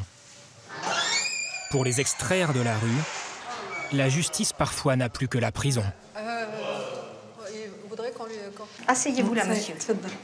Dans le dossier de l'adolescent, Asseyez-vous. Christine Campan, la chef du parquet des mineurs, a retrouvé une condamnation prononcée contre lui 2 ans plus tôt. Il avait 14 ans. Donc ce jour-là, il n'est pas venu à l'audience du tribunal pour enfants de Paris, mais il a néanmoins été condamné à une peine de prison de 1 mois. Oui. Oui, je le sais. Très bien, parfait. Donc moi, le procureur de Paris m'a demandé de mettre à exécution la peine, c'est-à-dire, comme il a été condamné à 1 mois, il va aller en prison et il pourra faire appel, s'il le veut, depuis la maison d'arrêt de Gradignan, il pourra faire appel de cette peine.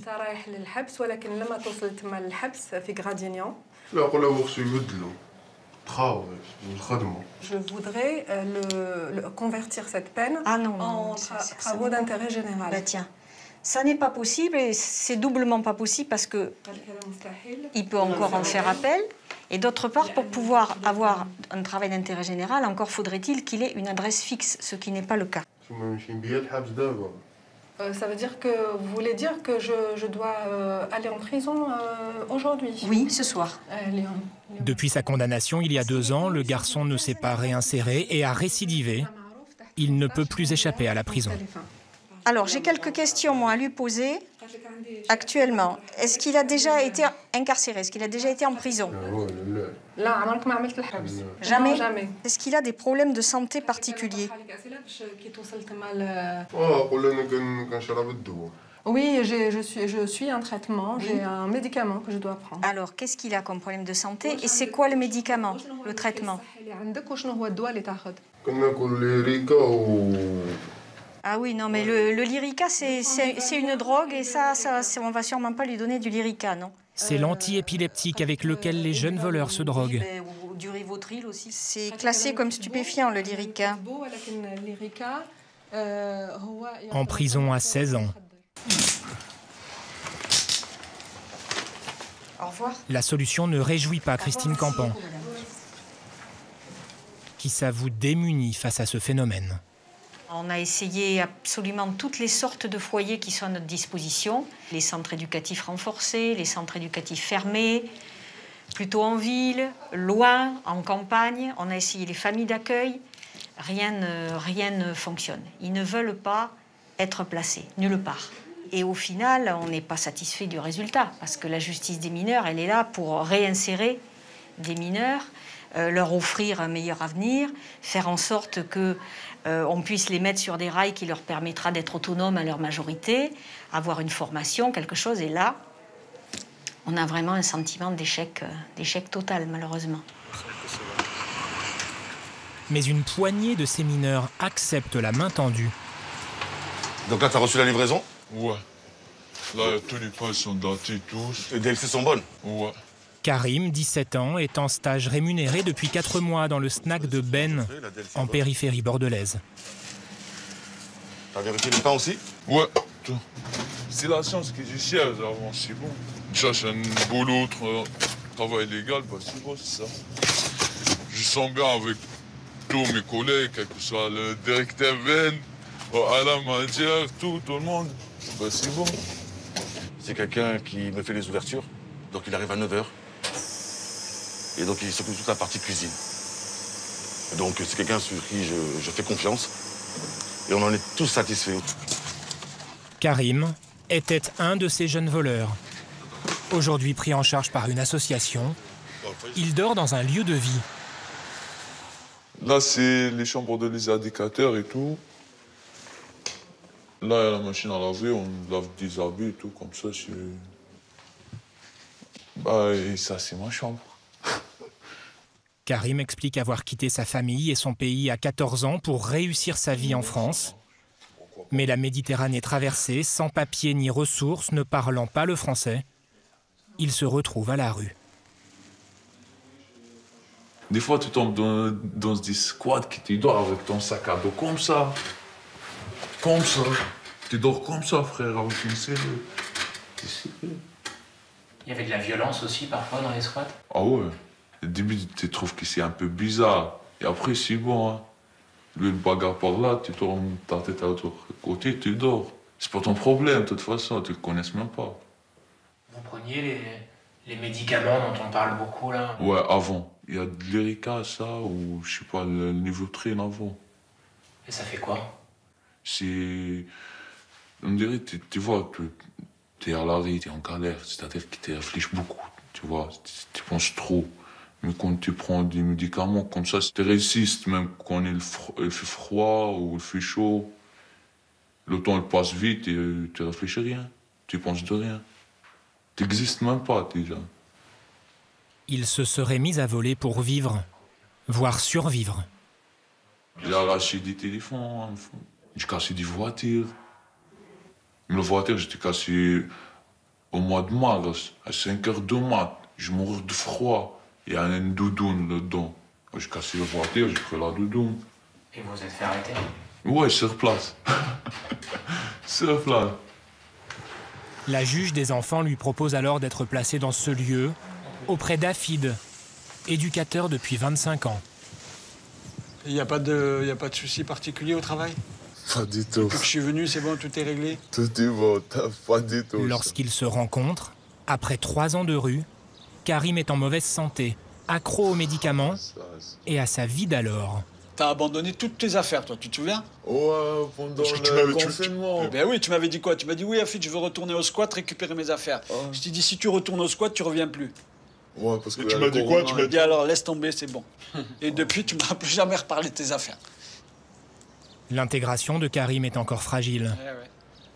Il reste une exception, car selon Afid, pour tous ces jeunes voleurs, les risques de rechute sont nombreux. Il y a aussi un conflit de loyauté, hein, en se disant que mes propres amis vivent dans la rue, dans une entrée, dans un coffre de voiture, dans un squat, et moi je suis là. Et du coup, ils subissent aussi des pressions de l'extérieur, des messages parfois, qu'est-ce que tu fais là-bas? Allez, reviens avec nous, etc. Donc c'est vrai que chez eux, ça engendre quand même pas mal un combat quand même intérieur qui est difficile. Enfin, c'est une lutte quand même compliquée à mener pour eux. Majeur dans quelques mois, Karim compte demander sa régularisation. Oui, j'ai suivi un cas. TJUS 3T de TED07. Oui, je vous écoute. Je vais vous demander de vous rapprocher du pont d'Iénard. On a une table de bonne tour installée. C'est reçu, donc pour info, on va se positionner dans le jardin au niveau du pilier nord de la Tour Eiffel, reçu. Sandrine et ses 2 collègues appartiennent à une unité qui circule en VTT. Leur secteur privilégié, le cœur touristique de Paris. Des lieux symboliques comme le Trocadéro ou la Tour Eiffel. La vitrine de la France, qui attire chaque année 20 millions de touristes et une cohorte de délinquants. À 3 km de là, depuis un PC vidéo, Michael a la main sur les yeux de la Tour Eiffel. Ce policier appelé opérateur a repéré une équipe de joueurs de bonneto. L'un des fléaux du secteur. Cette activité est interdite sur la voie publique.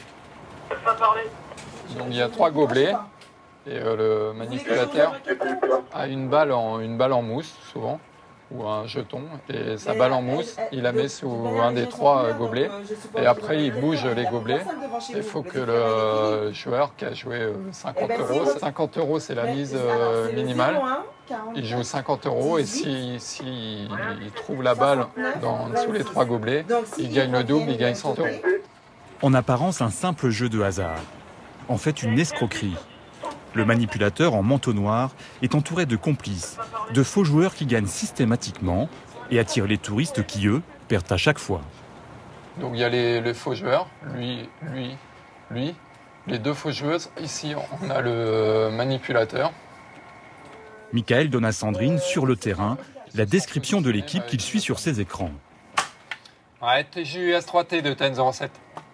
Oui, parlez. Donc le manipulateur sera un jeune avec une veste 3/4 et coupé donc brun et rasé sur les côtés, donc une coupe qui se voit de loin, et 3 faux joueurs et 2 faux joueuses.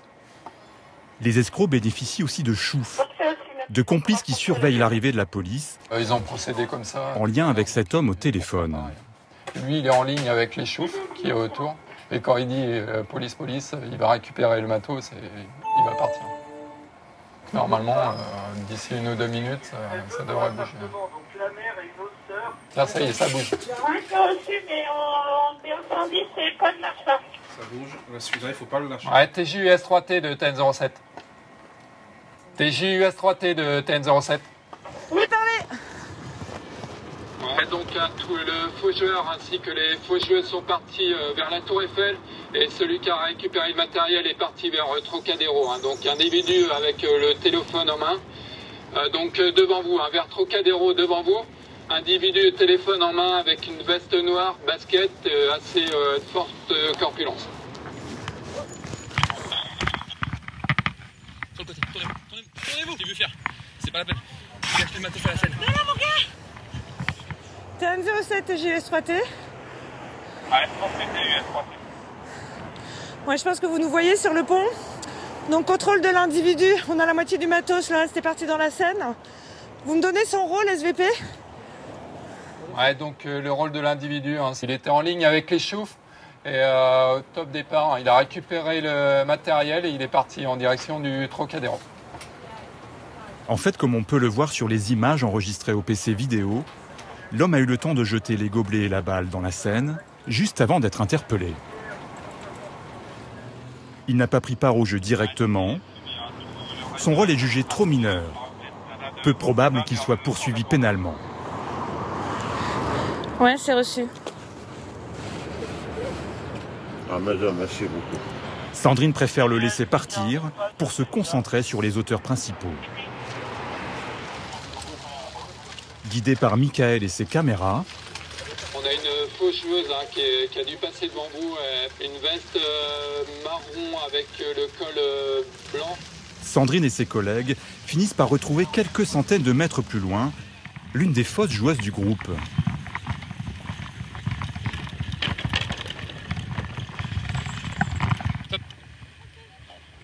Une femme de nationalité roumaine qui feint la surprise. C'est comme ça que vous traitez les touristes? Vous arrêtez les touristes comme ça? C'est pas bon, hein? Donc là, elle essaye de me faire comprendre qu'elle est touriste. Qu'elle est touriste. Elle a été vue à la vidéoprotection en train de faire certaines choses, donc elle devra s'en expliquer. Ouais, transmettez. Michael, qui peut revisionner les images, recherche la preuve de sa participation au groupe. En revenant en différé, ça me permet de confirmer que c'est bien une fausse joueuse. Et on la voit jouer. Et elle a donné un billet, elle a joué et elle a gagné. Et là, on voit bien qu'elle est de mèche avec eux parce qu'elle s'en va avec eux, tout le groupe. Les images sont suffisamment explicites. La fausse joueuse est emmenée au commissariat. Au même moment, Michael repère 2 autres jeunes femmes au comportement étrange. Et ça, c'est un problème différent, c'est les pétitions. C'est des fausses pétitions et tout. Ils demandent 2 €, 5 €. Les touristes leur donnent de l'argent. Des fois, elles sont par paquet de 10. Et là, elles vont elles vont peut-être même essayer de voler, là. Non, c'est bon. Non. Parce que souvent, quand il y a des sacs comme ça, avec leur pétition, elles mettent au-dessus du sac et hop, dedans, si le sac est ouvert ou quoi, elles prennent le portable ou... Et là, elles vont essayer. Ouais, non, mais je sais. Voilà. Mais en plus, vous avez le délai. Attends, t'as une voleuse. Elle a volé, elle. Ouais, Tango Tour Eiffel de TN07. On a un vol en direct aux caméras au niveau du pont d'Iéna, une Roumaine à la pétition qui a volé sans doute un portefeuille à touriste asiatique. Elle passe devant le carrousel, manège du carrousel vers promenade des Australiens. Ouais, c'est bon, on est dessus. La scène s'est déroulée très vite. Pour être sûr, Michael la revisionne. Et là, elle part décider. Ils ont vu de victimes idéales, des touristes asiatiques qui ont souvent pas mal d'argent sur eux. Bien souvent, ils sont un petit peu dans la lune en plus, et ils sont pas assez méfiants. Et là, dans la poche, hop, elle est en train de travailler dans la poche et elle part avec. On n'a pas de soucis avec celle-là, donc on va repasser après. L'image est furtive. La voleuse a caché le portefeuille dérobé, cette masse noire, sous sa pétition. C'est bon, je prends. Il y a un Michael qui me passe un message. Donc elles sont deux filles, hein, celle qui a volé, donc veste en cuir noir, sac en bandoulière rouge, et la deuxième avec un bonnet. On est au contact. Affirmatif, hein, je vais essayer de retrouver les victimes. Grâce au signalement donné par la radio, les policiers présents sur le secteur interpellent rapidement les 2 jeunes filles. Michael, lui, essaie de retrouver les 2 touristes asiatiques qui ne se sont rendus compte de rien. Donc parmi les 2 voleuses, il y en a une qui est entre temps. C'est bon. Ouais, attends, on a les victimes au niveau du pilier ouest de la Tour Eiffel, s'il y a des effectifs qui peuvent y aller. Donc victimes 2 touristes asiatiques masculins, dont un petit sac orange qui se voit bien, donc ils sont en train de prendre les files d'attente au niveau du pilier. Entrée nord de la Tour Eiffel. Ça y est, ça passe. Je pense. Et là, ils sont en train de s'apercevoir. Ouais, c'est super. Donc, je pense que les touristes asiatiques sont en train de se rendre compte qu'ils se sont fait voler et les tangos sont à leur rencontre. Donc là, c'est une bonne affaire parce que avec la victime, ça appuie le vol. Parce qu'elle peut dire non, j'ai rien eu de volé. Les 2 touristes, des Coréens, confirment s'être fait voler un portefeuille avec 200 € à l'intérieur. Soit c'est une des 2 qui a le portefeuille, soit ils l'ont caché juste derrière le manège où j'avais plus de vue sur elle. C'est finalement près de ce manège que le portefeuille sera récupéré. L'argent des touristes sera retrouvé sur les voleuses. Âgées de 14 et 21 ans, elles sont ramenées au commissariat en compagnie de la fausse joueuse de Bonneto, interpellée un peu plus tôt. Non, c'est dans moins de 2 minutes, on est arrivé. À Paris, les policiers disposent de 45 minutes pour les présenter à un officier de police judiciaire qui va les placer en garde à vue. Tournez le dos. Non, dos. Après son audition, la fausse joueuse a été placée dans un centre de rétention et interdite de séjour en France. La voleuse mineure, au milieu, a fait l'objet d'un rappel à la loi et celle de 21 ans a été condamnée à 5 mois de prison. L'image du vol repérée par les caméras a été considérée comme un élément à charge.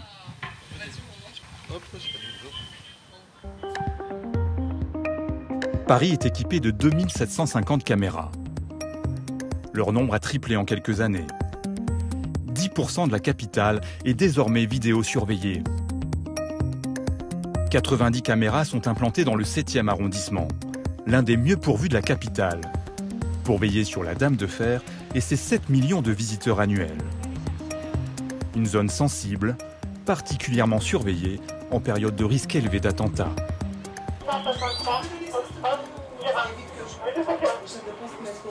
En poste ici depuis 6 ans, Michael a toujours un œil sur les écrans,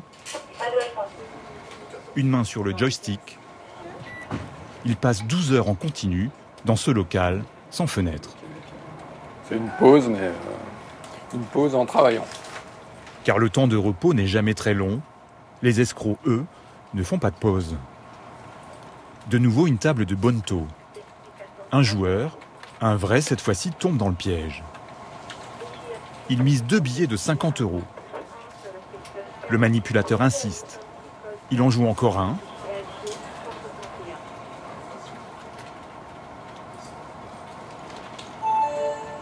Et encore un 4e. Et tout le monde l'embrouille, il se met autour et tout, donc là il est perdu. Et là il comprend pas. En 20 secondes, il a perdu 200 €. Il tente de protester. En vain.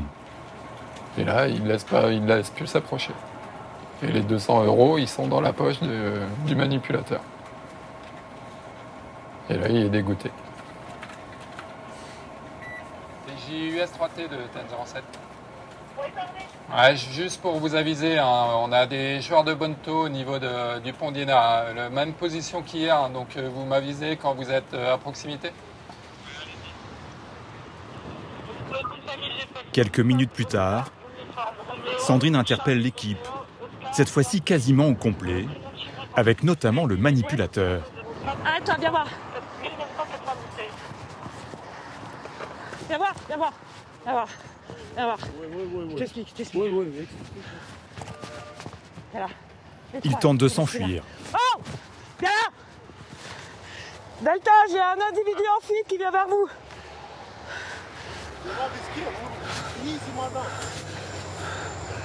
Easy, non, tranquille. Qu'est-ce que Papier? Les 2 collègues de Sandrine arrivent pour la fouille, qui se révèle fructueuse. Ok, tu recules, tu recules. 1, 2, 3, 4 billets de 50. Ce qui était sur le manip. Donc le manipulateur a récupéré l'argent des touristes. Du coup, on saisit automatiquement parce que ça fait partie du délit. C'est une somme qu'ils ne récupéreront pas. Ça fait partie de l'élément matériel. On a la preuve que voilà. Ce groupe est bien connu de Sandrine et ses collègues. Ce sont des multirécidivistes. Encore toi? Bonjour. Ils sont placés en garde à vue et présentés à un juge. Le joueur escroqué, lui, a disparu. Ces 200 € ne pourront pas lui être restitués et seront placés sous scellé. 271 joueurs de bonneto ont été interpellés entre décembre et juin dernier au pied de la Tour Eiffel. C'est celle-là. Le quotidien de Sandrine et ses collègues, c'est entre 20 et 30 km par jour à bicyclette. Dans ce secteur touristique, ils sont une dizaine à patrouiller en vélo, le moyen le plus sûr d'intervenir rapidement. Notamment pour déloger les incontournables vendeurs à la sauvette de Tour Eiffel et autres babioles. Chef, vous partez là, allez. Une activité illégale. Ces hommes n'ont aucune autorisation pour exercer et encourent 6 mois de prison et 3 750 € d'amende. Là-bas les gars! Allez! Tout au long de la journée, c'est un jeu permanent du chat et de la souris. Ce que les policiers appellent des évictions. Au prix de risques considérables, les vendeurs n'hésitent pas à slalomer entre les voitures pour échapper aux policiers. Il y a déjà eu des accidents graves. Ils sont parfois jusqu'à une centaine présents sur le site pour gagner quelques euros. Chassés d'un côté, sur les écrans, on les voit réapparaître de l'autre. Parfois, ils bloquent même l'entrée de la Tour Eiffel. Sandrine et ses collègues reçoivent alors l'ordre d'intervenir de manière plus musclée.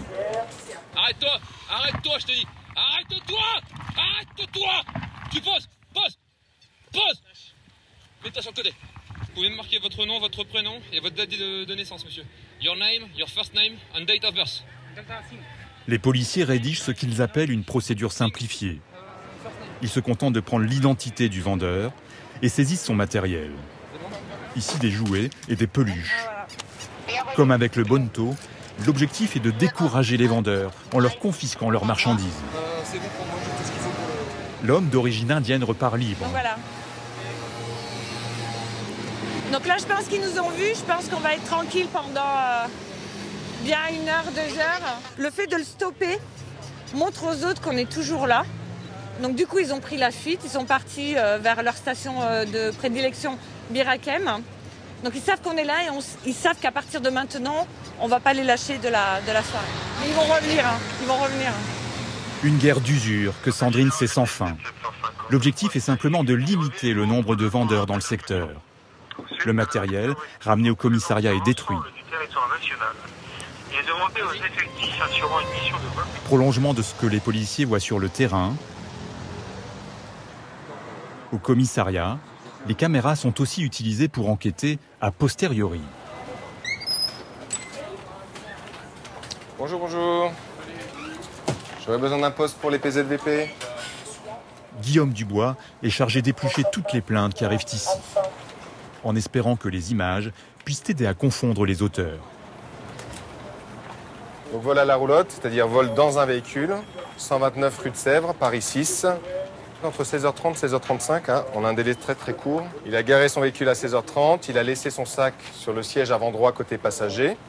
Il a fermé les portes sans les verrouiller puisqu'il allait faire rapidement une course. Il sort du magasin 5 minutes plus tard, plus de sacoche. Donc là, on a une chance d'avoir quelque chose. Si, bien entendu, il y a une caméra qui nous prend le 129 rue de Sèvres. Les faits se sont déroulés 17 jours plus tôt. Les images sont conservées pendant un délai légal d'1 mois. Guillaume peut donc les visionner en différé.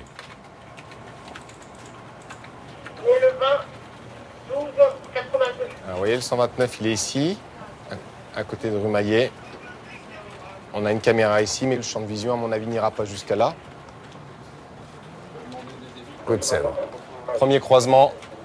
Alors, rue Maillet, elle doit être ici. Donc, le véhicule était sûrement garé. Je ne sais pas si vous arrivez à voir avec mon doigt. Là, on voit le deuxième feu rouge là-bas. Ça va être difficile de voir un homme se faufiler à l'intérieur du véhicule pour piquer la sacoche du monsieur. Donc là, négatif, et je mets hors champ.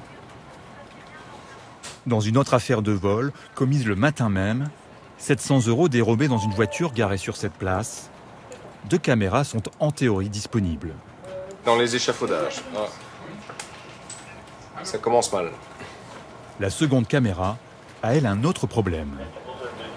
C'est une caméra mobile, mais apparemment ce matin à cette heure-là, vous voyez l'heure défilée, on est bien le 17 à 10h40. On a un souci technique puisqu'elle reste fixe sur ces images-là. Un outil aléatoire, pas toujours fiable, qui donne des résultats dans des circonstances bien spécifiques. On a beaucoup de résultats quand on suit un véhicule. C'est-à-dire qu'on a un véhicule à la base, et ensuite, on a tellement de caméras sur Paris qu'il y a toujours un moment où on arrive à prendre la plaque d'immatriculation. Ça, c'est vraiment le cas d'identification le plus fréquent. Comme dans cet autre dossier, traité par l'un des chefs d'enquête du commissariat, le commandant Clément. Une tentative de vol par effraction en pleine nuit dans une boutique du 7e arrondissement, captée par les caméras. On aperçoit ici des cambrioleurs, avec un pied de biche qui tente de forcer la devanture pendant une dizaine de minutes. Au bout d'un moment, ne parvenant pas à pénétrer à l'intérieur, quitte les lieux. Avec les caméras, commence alors un véritable jeu de piste. On les revoit passer ici, dans une des rues de l'arrondissement. Finalement, sur l'une des caméras, la plaque d'immatriculation est bien visible, ce qui permet d'identifier le conducteur. Aperçus à proximité d'autres cambriolages, les voleurs ont été finalement impliqués dans 3 affaires et condamnés à 5 mois de prison. Selon la préfecture de police, 3500 interpellations seraient réalisées chaque année grâce aux caméras. Des caméras qui enregistrent depuis quelques jours des scènes assez sidérantes. Une femme vient de taper son code pour retirer de l'argent. Dès qu'elle retire sa carte, 2 jeunes se précipitent et la repoussent. Ils font les pitres, une technique appelée le vol à la danse. Ils en profitent alors pour emporter les billets. 900 € cette fois-là.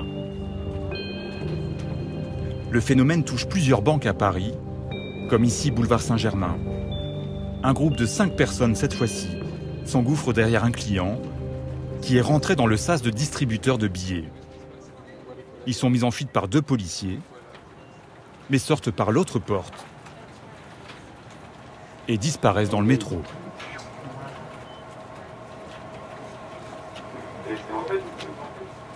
Dans son PC, le jour même, Michael décide de fixer ses caméras sur les distributeurs qui ont été visés.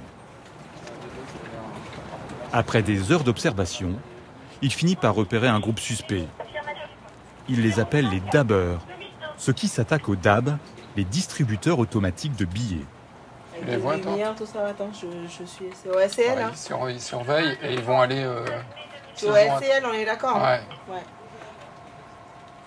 Ouais, vous pouvez vous rapprocher de Raspail, angle rue du Bac. J'ai peut-être des dabbers qui sont en attente. Ouais, c'est reçu. J'ai du mal à voir pour moi 4-5 individus. Sandrine, qui patrouille en voiture ce soir-là, doit parcourir 2 km pour se rendre sur les lieux, en plein Paris, un samedi soir. Vas-y, tu tasses. Oh putain, non, on va être bloqué. Coincée par un camion poubelle, Sandrine et ses collègues décident de finir à pied. D'accord, mais ils ont tapé quoi? Il leur reste 200 mètres à parcourir. Ça bouge. Ouais, ça bouge, ça ressort. Alors que Michael ne quitte pas le groupe des yeux. En gris, là, je le suis. Monte, il est en train de travailler là-bas. Et attends, mais l'autre part vers lui. Merde. Ah putain. Mais j'arrive pas à parler sur les ondes. Oui. Arrête TJUS 3T de TN07. Tiens, ils sont dans ce ils ont dû taper. Ils ont dû taper. Le chapeau, il a dû taper. Il a dû taper parce qu'il part dans le métro là, en face. Ils descendent dans le métro. Ils sont tous partis. Ils sont tous partis vers le métro. Un chapeau. 15 secondes après, Sandrine et ses collègues descendent dans le même métro. On descend. Avec un chapeau! L'un des policiers se précipite pour demander de bloquer la rame qui s'apprête à démarrer. Pour l'instant, en fait, on a des jeunes qui viennent de voler un distributeur. On a une description, mais... Putain, il était là ou alors il est parti dans l'autre? Grâce à la description donnée par Michael, les policiers tentent de repérer les suspects. Sont-ils montés dans cette rame bondée? Ont-ils eu le temps de prendre un métro dans l'autre sens? Impossible de les retrouver. C'est bon? Le métro repart. Cette fois-ci, l'homme au chapeau et ses complices ont eu de la chance. Cela s'est joué à quelques secondes. Depuis notre tournage, une équipe de dabbers a été interpellée par des collègues de Sandrine. D'autres équipes continuent de sévir dans le même quartier. Tout droit. Au niveau de la forêt, il y aurait un blessé potentiel. Il serait une cinquantaine avec batte de fer. Une bagarre entre plusieurs dizaines d'adolescents à la sortie d'un collège. Les policiers de la brigade anticriminalité veulent s'y rendre avant que la situation ne dégénère. Gauche c'est bon, droite c'est bon.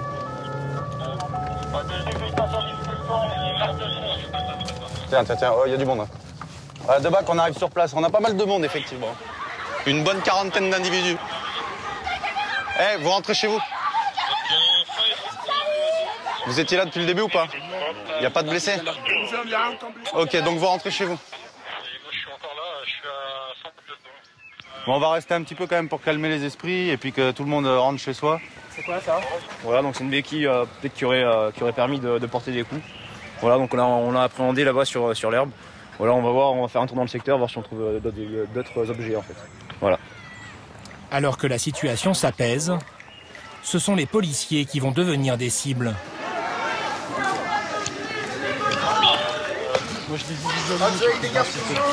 Vas-y, je monte avec Chips.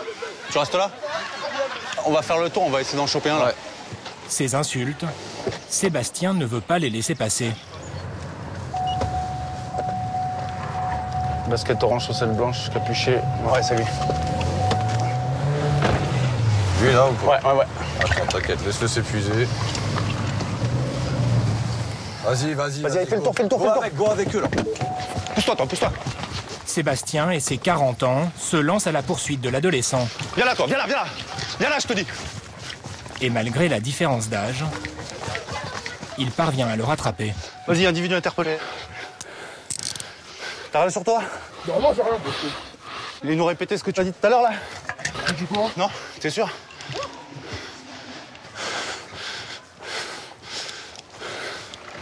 Jo, c'est ça? C'est lui? Parfait. C'est moi. Il a été palpé. Hein. Ok. Des fois on laisse passer, mais là non. Une fois, 2 fois, mais allez niquer vos mères, fils de pute. Faut calmer le jeu, puis il y a du monde aux fenêtres, donc on peut pas laisser passer ça. La police, on a une image, et puis voilà. Hein. On laisse pas les jeunes nous insulter comme ça tout le temps. Hein. Jusqu'alors inconnu de la police, l'adolescent de 14 ans fera l'objet d'un rappel à la loi. Sébastien et ses collègues de la BAC ont pour mission de lutter contre les guerres de bande, les violences urbaines, les petits trafics, et d'intervenir sur les flagrants délits, braquage ou violence. Pendant plusieurs jours, nous avons suivi le quotidien de ces policiers en civil et la manière dont ils procèdent à leurs innombrables contrôles. Leur zone d'action s'étend sur 9 communes, près de 200 000 habitants, mais celle où ils passent le plus de temps, c'est Trappes, située à une trentaine de kilomètres de Paris. Surnommée par la police le Petit Chicago il y a une vingtaine d'années, la ville est aujourd'hui plus calme, même si la délinquance y reste importante. Ici, pour les policiers, Gérard Philippe ou Albert Camus ne sont pas des noms d'artistes ou d'écrivains, mais des quartiers sensibles où les interventions sont parfois difficiles. Policier depuis 2002, Sébastien est en poste ici depuis 4 ans. Il travaille de 13h à 21h et touche un peu plus de 2000 € net. La journée commence par la préparation du matériel.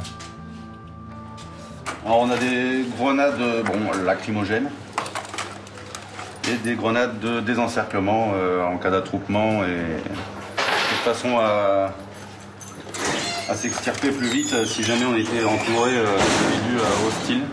Puis là on a les cartouches du lanceur 40. Le lanceur 40 c'est ce qui a remplacé le flashball. Taser et équipement de maintien de l'ordre classique, mais aussi un armement plus lourd. Depuis les attentats du Bataclan, les brigades anticriminalité sont effectivement en première ligne en cas de prise d'otages terroristes.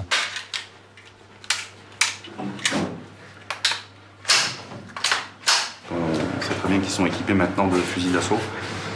On peut répondre plus facilement avec ça qu'avec notre arme de service individuelle. Une arme de guerre que tous les policiers de la BAC ont été entraînés à utiliser. Au total, 80 kilos de matériel placé dans le coffre de la voiture. Le gilet pare-balles, il le porte en permanence, comme son arme de service. Pour intégrer la brigade anticriminalité, il faut réussir une série de tests écrits et physiques. Les places sont chères. Chaque jour, 3 voitures de la BAC patrouillent dans les rues avec en moyenne 3 policiers à bord. Tant qu'ils ne sont pas appelés pour une urgence, ils peuvent mener leurs propres enquêtes. Dans le parking souterrain d'une cité sensible, Ils sont tellement forcés leur box qu'ils les ferment même plus. ce collègue de Sébastien, surnommé Chips, a repéré depuis quelques jours une voiture qui a commencé à être désossée. Je crois que c'était une Mini. Non, c'est une 700. Ah, c'est une 500. Ils ont pris les phares depuis, là, déjà. C'est pas une voiture qui tourne, c'est une voiture où les mecs... Les policiers pensent avoir affaire à des trafiquants de pièces détachées, alimentant des garages clandestins. Le but, c'est de voir, en venant comme ça sur certaines heures, s'il n'y a pas des mecs qui sont en train de travailler dessus. Le mec travaille dessus, tu lui sers pour, voilà, sur du démontage de pièces sur un véhicule volé. Sachant qu'en plus, ça se fait petit à petit. Parce que souvent, bah, c'est à la demande. Tu vois, des Fiat 500, c'est des caisses qui les jeunes aiment bien. Pour peu qu'il y en a un qui veuille une pièce, bon, bah voilà, ils savent qu'il y en a une qui est stockée là, ils vont récupérer juste ce qu'il faut, et puis voilà. Si dans quelques jours, les policiers n'ont toujours pas interpellé de suspect, ils appelleront une dépanneuse pour faire enlever le véhicule qui pourra être restitué à son propriétaire. En repartant, ils vont jeter un œil à un box qu'ils connaissent déjà. C'est la police. Joli appartement. Bonjour.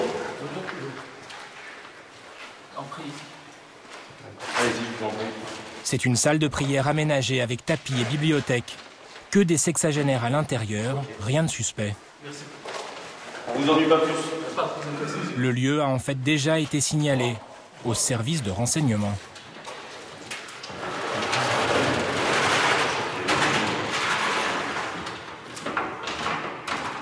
Ils ont une autorisation, on va dire provisoire, le temps qu'une autre salle de prière officielle soit faite. Nous, on a fait remonter l'info, comme je disais tout à l'heure. On transmet les informations qu'on a sur le terrain et après, qui de droit se charge de surveiller ou de laisser tomber. A priori, rien d'illégal ici. Mais l'islam radical est bien présent à Trappes. Lors de leur patrouille, les policiers de la BAC croisent ou contrôlent régulièrement des suspects fichés S à l'antiterrorisme. Ces dernières années, près d'une soixantaine d'habitants de la ville auraient rejoint la Syrie et l'État islamique. Ça fait longtemps que j'ai pas vu. Ouais. Moi je l'ai vu la semaine dernière. Ouais. Ah ouais. Mais il a des sacrées épaules. Il est rentré. Je sais pas si c'est pas lui à gauche. Ah si c'est lui. Si c'est lui. À gauche, en noir, l'homme observé ne jette pas un regard aux policiers. Ils ne le contrôlent pas, ils le connaissent déjà très bien. Avant, à la base, c'était un... Il faisait beaucoup de vols arrache, vol avec violence. La dernière fois qu'il est allé en prison, c'est grâce à nous. Il y a un collègue qui a laissé un genou et moi j'ai pris un coup de tournevis dans la main. Et donc il est parti au ballon et quand il est ressorti, il était en djellaba, une barbe de Père Noël et comportement complètement différent de ce qu'il était avant, quoi. En première ligne sur le terrain, les policiers de la BAC n'enquêtent pas sur les islamistes, mais en les observant au quotidien, ils servent de relais au service de renseignement qui traite ensuite ces dossiers.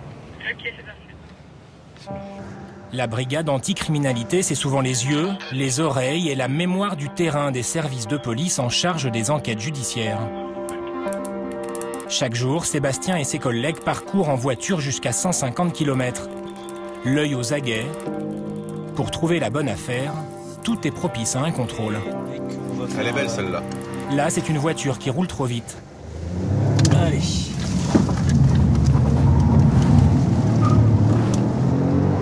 Alors ils vont nous demander un motif de contrôle. Ils roulaient à vive allure.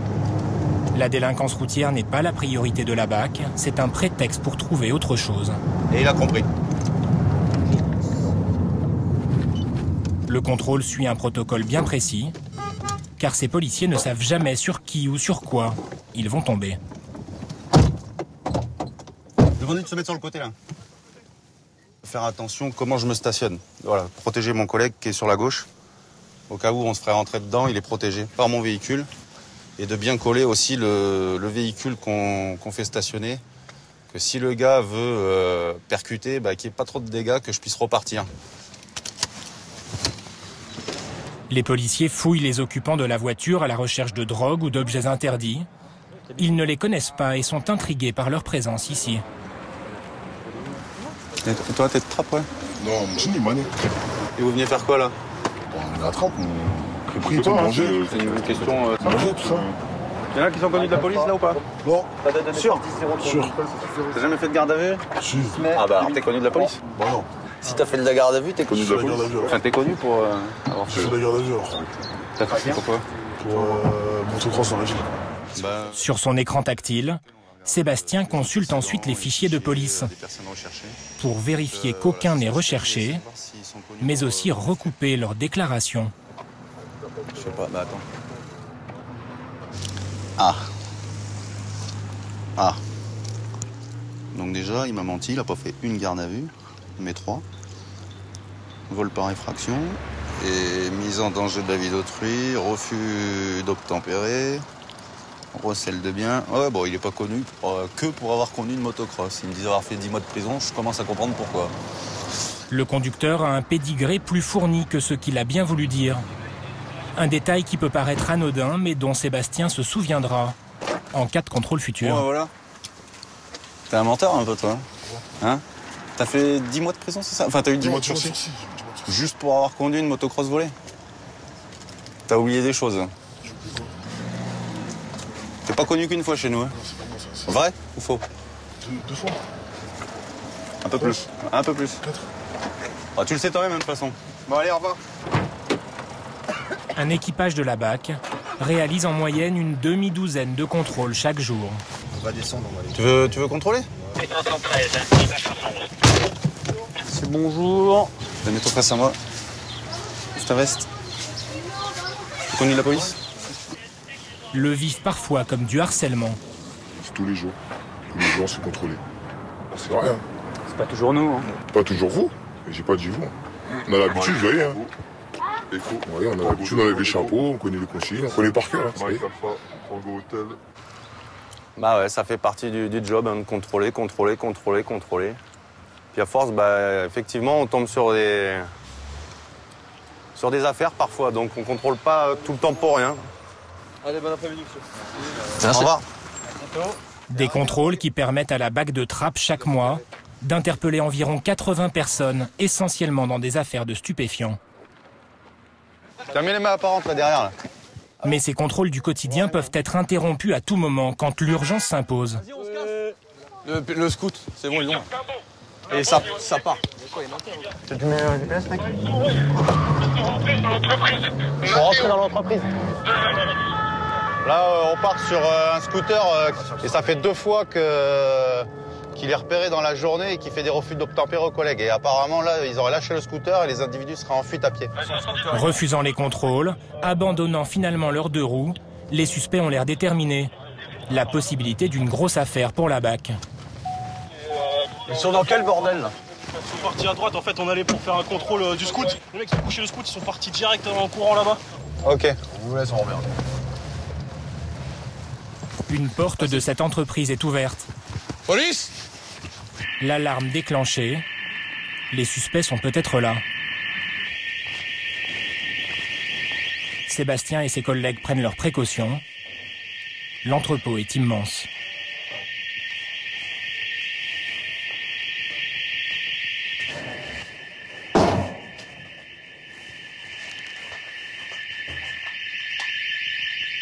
On cherche une aiguille dans... Voilà, là c'est... Malgré 1 heure de recherche, aucune trace des 2 hommes. Ils n'ont à ce jour toujours pas été identifiés.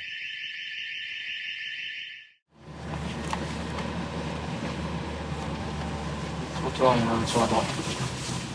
Il est toujours là, lui. Vas-y, arrête-toi, on va le taper en contre. Tu vois? Non, monsieur, contrôle l'identité. Oh, ouais. tout à fait. C'est vrai. Faites quoi ici, monsieur? On attend pour l'auto-école, je voulais vous demander si... Ah, mais c'est fermé, les auto-écoles. Tiens. Bah, nous, on a eu... Vous avez, monsieur, vous avez rien de dangereux, rien d'illégal sur vous? Non. Pas de couteau? Non, mais faut... C'est soit vous savez pas. Vous ne pas. Sûr? Vas-y, videz vos poches, s'il vous plaît. Je vais regarder. Ok. Pas d'attestation? Non, c'est oublié. Je viens de l'auto-école, je n'ai pas pensé du tout. Écoutez, on va vous verbaliser, monsieur. C'est le genre de quartier où la présence de la police, même pour un contrôle d'attestation, peut faire du bruit. Ça arrive, hein, d'oublier. On est des êtres humains, on n'est pas des machines. Bah oui, normalement, j'y pense. Ouais, t'as une 38 de TK700, c'est pour un prochain autre véhicule. On a un tir de mortier à proximité du magasin d'or, là. Une première patrouille est appelée en renfort. Je confirme un secteur calme malgré le tir de mortier d'il y a quelques minutes. Attestation? Ouais, t'as une 38 de TK700, deuxième tir de mortier, troisième tir de mortier. 8 tirs de feu d'artifice qui proviennent du cœur du quartier. Tu vas passer par le petit espace là où il y a le... Cette fois, les policiers s'équipent lourdement. Allez, on y va. Et investissent la cité. Les artificiers, comme les habitants, semblent avoir disparu.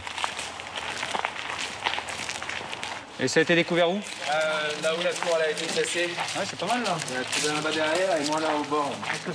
2 emballages de feux d'artifice, normalement interdits à la vente, mais qu'on trouve, d'après la police, sur Internet, pour une dizaine d'euros. Ah, c'est pour nous dissuader éventuellement de venir, et puis d'autre part pour montrer un petit peu leur moyen d'action, quoi, on va dire. Quelques jours auparavant, dans le même quartier, les tirs visaient cette fois directement les policiers. Ça part en couille. La scène a été diffusée sur les réseaux sociaux.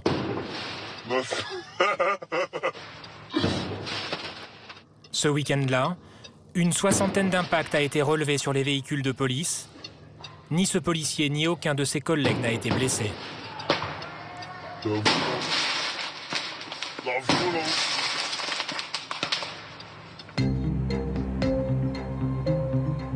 L'agglomération de Grenoble, plus de 400 000 habitants, compte plusieurs quartiers sensibles qui abritent d'importants trafics de stupéfiants. Contrairement au reste de la France, ici, les 2 confinements n'ont pas entraîné de chute de la délinquance. Et comme dans beaucoup d'autres cités, le face-à-face quotidien entre les policiers et ceux qu'ils contrôlent continue presque comme si de rien n'était.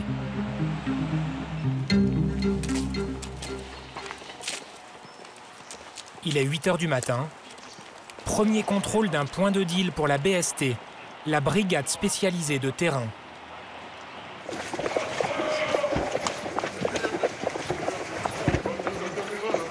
Parmi ces 4 garçons, 3 sont déjà connus de la police.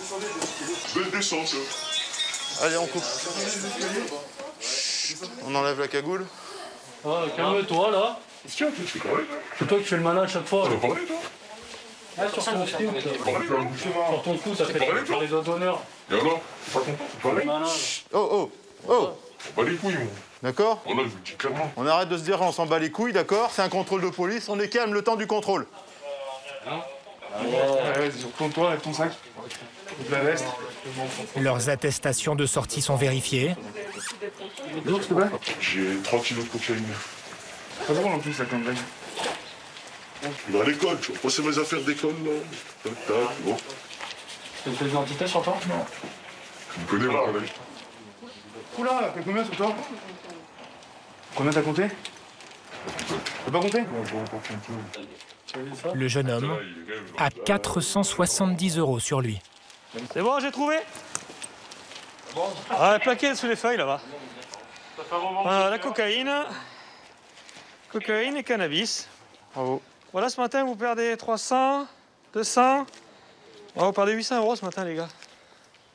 Tous les jours, à l'ouverture du point de deal, il y en a un qui arrive avec ça et souvent, ils le plantent. Là où ils sont, c'est à vue d'œil. Donc on sait que dans le secteur où il y a une visibilité, ils ont l'œil. Et c'est souvent aux mêmes endroits, c'est dans les bosquets, planqués sous des pierres. Ils vont même jusqu'à creuser des trous, mettre des feuilles dessus et c'est au-dessus. Les 3 garçons qui n'avaient pas d'argent sur eux sont écartés du contrôle. Le 4e attend d'être fixé sur son sort. C'est à vous la drogue qu'ils ont retrouvée là? Faut pas être menti. Comment? Faut pas être menti. Et l'argent, c'est quoi? Juste derrière, ces 3 copains sont plus détendus, voire provocateurs. Bon, c'en est quoi alors, Laurent? On laisse parfois en évidence. Laurent, policier à Grenoble depuis 2010, était jusqu'alors surnommé dans le quartier le Marseillais. Il est parti, donc... Qu'est-ce qu'il y a? Je t'appelle Laurent. Et après... Et toi? Et toi? Eh ouais. Oh lolo, oh lolo. Et du coup, faut rayer Marseillais, mettre Laurent à la place. Hein? Comme ça, je sais que c'est pour moi. Eh, c'est bien, tu sais lire. Ouais, avec du recul. Hein. Oh oui, ça me fait rire. Oh. Pas la première fois qu'on a droit à des menaces de mort, des trucs comme ça. Parce que le rigolo là-bas avec sa cagoule, la dernière fois sur le scooter, il faisait ça. Parce qu'on avait failli l'interpeller avec le stup et il avait failli se casser la gueule là-bas au virage. C'est un majeur, on est en delà des 1000 € qu'on a fixés. Laurent reçoit l'ordre de laisser partir le 4e garçon avec ses 470 €. Basculer sur 34 pour un avis avec le gaz cyclique. En dessous de 1000 €, les autorités à Grenoble n'engagent pas de poursuite pour non-justification de ressources. C'est frustrant un peu. On a l'habitude, hein. C'est pas la première fois qu'on les contrôle, qu'il n'y a pas travaillé l'argent. Ouais, sachant que c'est de l'argent lié à la drogue. Hein. C'est pas son argent de poche. Petite coupure, non. En plus, il sort de prison pour trafic de stupes. Vous avez une attestation du coup sur vous? Non. Laurent n'a plus qu'une seule carte en main, grâce au confinement. Sortez de chez moi, monsieur. Non, attendez. Vous habitez pas ici, dites pas vous sortez de chez moi, vous habitez de l'autre côté du quartier, là-bas, de l'autre côté de l'avenue. Votre présence ici, comment vous l'expliquez? En fait, il faut fumer chez moi, sortez de fumer dehors. D'accord, donc vous faites 500 mètres pour aller fumer. D'accord.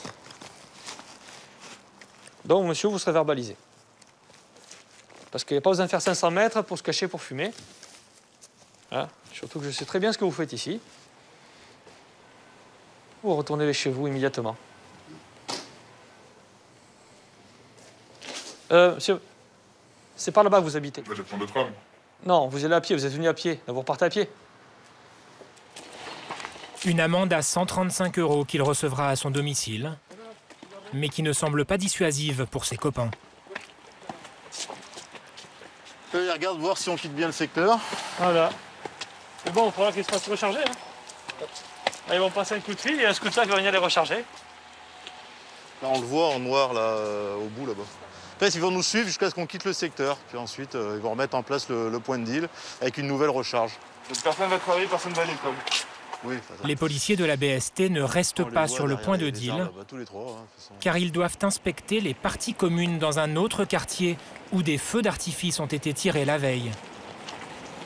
Armes et regards tournés vers les étages dès le matin, ils sont obligés de raser les murs. Alors on se met bien en dessous pour éviter les projectiles, hein, bien sûr. Parce que ça arrive qu'on prenne des projectiles, donc... Bonjour monsieur. Bonjour. Ça va bien? Ouais. Calme? Très sale comme d'habitude. Ouais, voilà. Tous les jours vous balayez tout ça? Bah ouais. Et des fois c'est pire.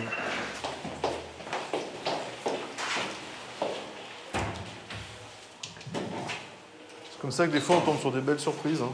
Ça peut être des engins pyrotechniques, après ça peut être du stupéfiant aussi qui est planqué, voire des armes de poing aussi, ça nous arriver.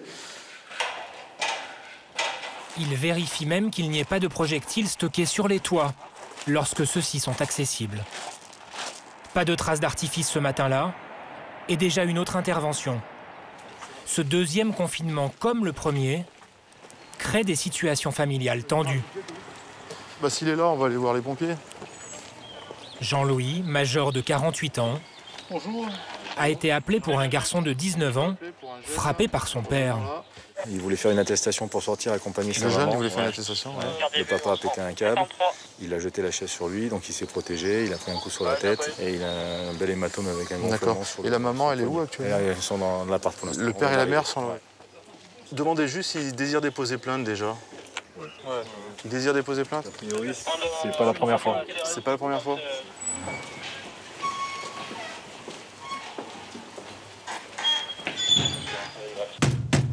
C'est la police, ouvrez s'il vous plaît. Sans l'autorisation d'un magistrat, sans flagrant délit. Bonjour madame. Monsieur est ici. Vous pouvez lui dire de venir s'il vous plaît? Les policiers doivent obtenir l'accord des occupants pour pénétrer dans l'appartement. On peut rentrer madame? Oui, en courant. Il est où le monsieur? Il est sorti. Non, je ne vous crois pas.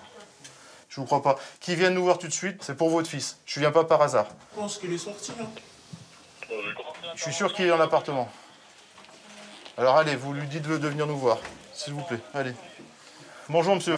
Enfin, on va gagner du temps. Je vous explique. Votre fils a été transporté à la clinique mutualiste parce que apparemment vous avez eu une altercation avec lui. On est d'accord? Lui, il battre avec moi. Oui, peu importe, j'entends. Ce que je veux dire, c'est que du coup, il faut que vous veniez avec nous à l'hôtel de police pour être auditionné. Donc vous venez calmement, tranquillement, et après vous repartez. D'accord? Oui, t'es bien là, ça sert à rien de dire qu'il n'est pas là. En plus, c'est pour votre fils. Bah oui, il est transporté à l'hôpital, c'est qu'il est blessé. Bon, on y va tranquillou, je vous menote pas. D'accord? Non, non, mais je vous le dis, je vous menote pas. Vous venez tranquillement avec nous, vous avez été correct, je suis correct. D'accord? Allez, on va à l'hôtel de police. Le père violent sera placé en garde à vue au commissariat. La justice décidera d'une médiation familiale. Pendant le premier confinement, les violences intrafamiliales ont augmenté de près de 30%.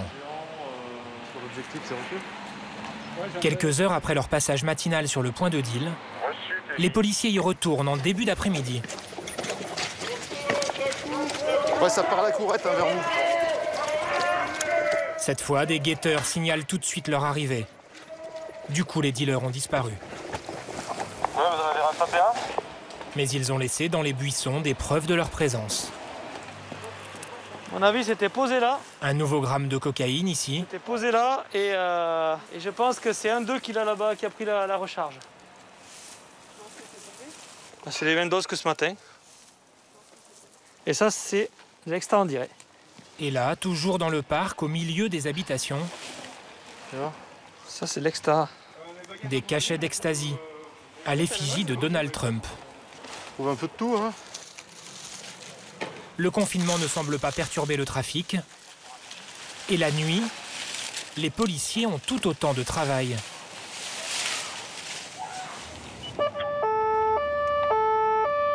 Yvan et Ludovic appartiennent à l'unité canine. Ils patrouillent de 20h à 5h du matin. Comme les restaurants, bars et discothèques sont fermés, ils chassent les fêtes improvisées sur les parkings. Messieurs, dames, bonsoir. Vous n'avez pas l'impression que vous êtes dans un endroit où vous n'avez pas le droit d'être, là? Il n'y a pas le confinement? Il n'y a pas les masques, normalement, obligatoires? On rentre, on a nos copines, on rentre chez nous. Il est où le problème? Non, là, vous êtes en train de vous fumer des joints et de vendre la vodka. Une bouteille de vodka sur le toit de la voiture. 4 contrôles cette nuit-là, avec des fêtards parfois dans un état second. Ah, pose ton ballon, pose ça. Oh, pose ça. Avec ces ballons, les garçons inhalent un gaz qui les fait planer. Je comprends pas, lui. Il ne comprend pas le français. Eh, coupe le moteur. Bah non, coupe le contact, là-haut. Vas-y, pas de soucis. Le passager arrière jette quelque chose aux pieds des policiers. Ouais, tu te fous de ma gueule, toi? Vas-y, sors. Sors. Ouais, c'est bon, sors, je te dis. C'est bon, sors. C'est quoi qui l'a balancé? Alors, tranquille, j'ai balancé mon ballon. Comme ça, monsieur. vas-y, sors. Tranquille. Pose ta spécial sur toi, là. Je te fais pas ça tout le week-end, t'as pas à être dehors. Viens d'ici, sur toi. Hein? C'est ce que je te dis, moi. Je travaille, moi. Tranquille. Il y a rien, tranquille. T'as rien sur toi? Tiens, passe-moi l'autre bouteille, là. Contenant du protoxyde d'azote, ces bonbonnes sont vendues 30 € l'unité dans le commerce. En fait, ils mettent ça dans des ballons, parce que c'est froid, là. Ils attendent trop chaud, puis après, ils inhalent ça, et ça leur touche le cerveau, quoi. En fait, c'est un peu la nouvelle drogue qui est, entre guillemets, autorisée, quoi, puisque, forcément, rien ne... Ça sert à quoi, normalement? À gonfler les ballons. Ou alors faire de la chantilly. Même si le produit n'est pas illégal, les policiers confisquent toutes les bonbonnes. Vous faisiez quoi là dehors? J'ai joué. Je sortais 1 heure. Je prends l'air. On en a marre, c'est n'importe quoi ce virus. Ils soignent le virus avec le... Pour moi, c'est légal. Ça fait quel effet? Comme l'alcool. La tête, elle tourne, c'est tout. Par contre, je crois que vous n'avez pas compris que vous n'avez pas le droit d'être dehors. Non, on va rentrer, là. Non, mais vous allez rentrer tous les soirs, vous nous le dites, vous allez rentrer. Et quand on arrive la prochaine fois et que vous avez les trucs là, vous les posez direct. Pas de soucis. Direct. D'accord? Si vous parlez de respect et tout, ben respectez. On se voit pas avec le masque, mais... Bah, tu vas voir ma tronche avec le gars, tu vois. Ben voilà, la prochaine fois, si c'est vous me dites enlevez ton ballon. Et tiens, ramasse le ballon que t'as foutu par terre là. Même si c'est pour le rejeter 10 mètres plus loin, mais au moins comme ça on part, il est plus là. Allez, messieurs, bonsoir. Tous les garçons seront verbalisés pour le non-respect du confinement.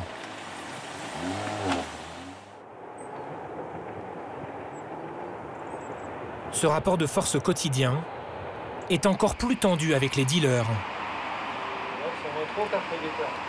Avec le temps, Laurent et ses collègues de la BST ont appris à connaître les différents maillons du trafic ainsi que leurs méthodes marketing.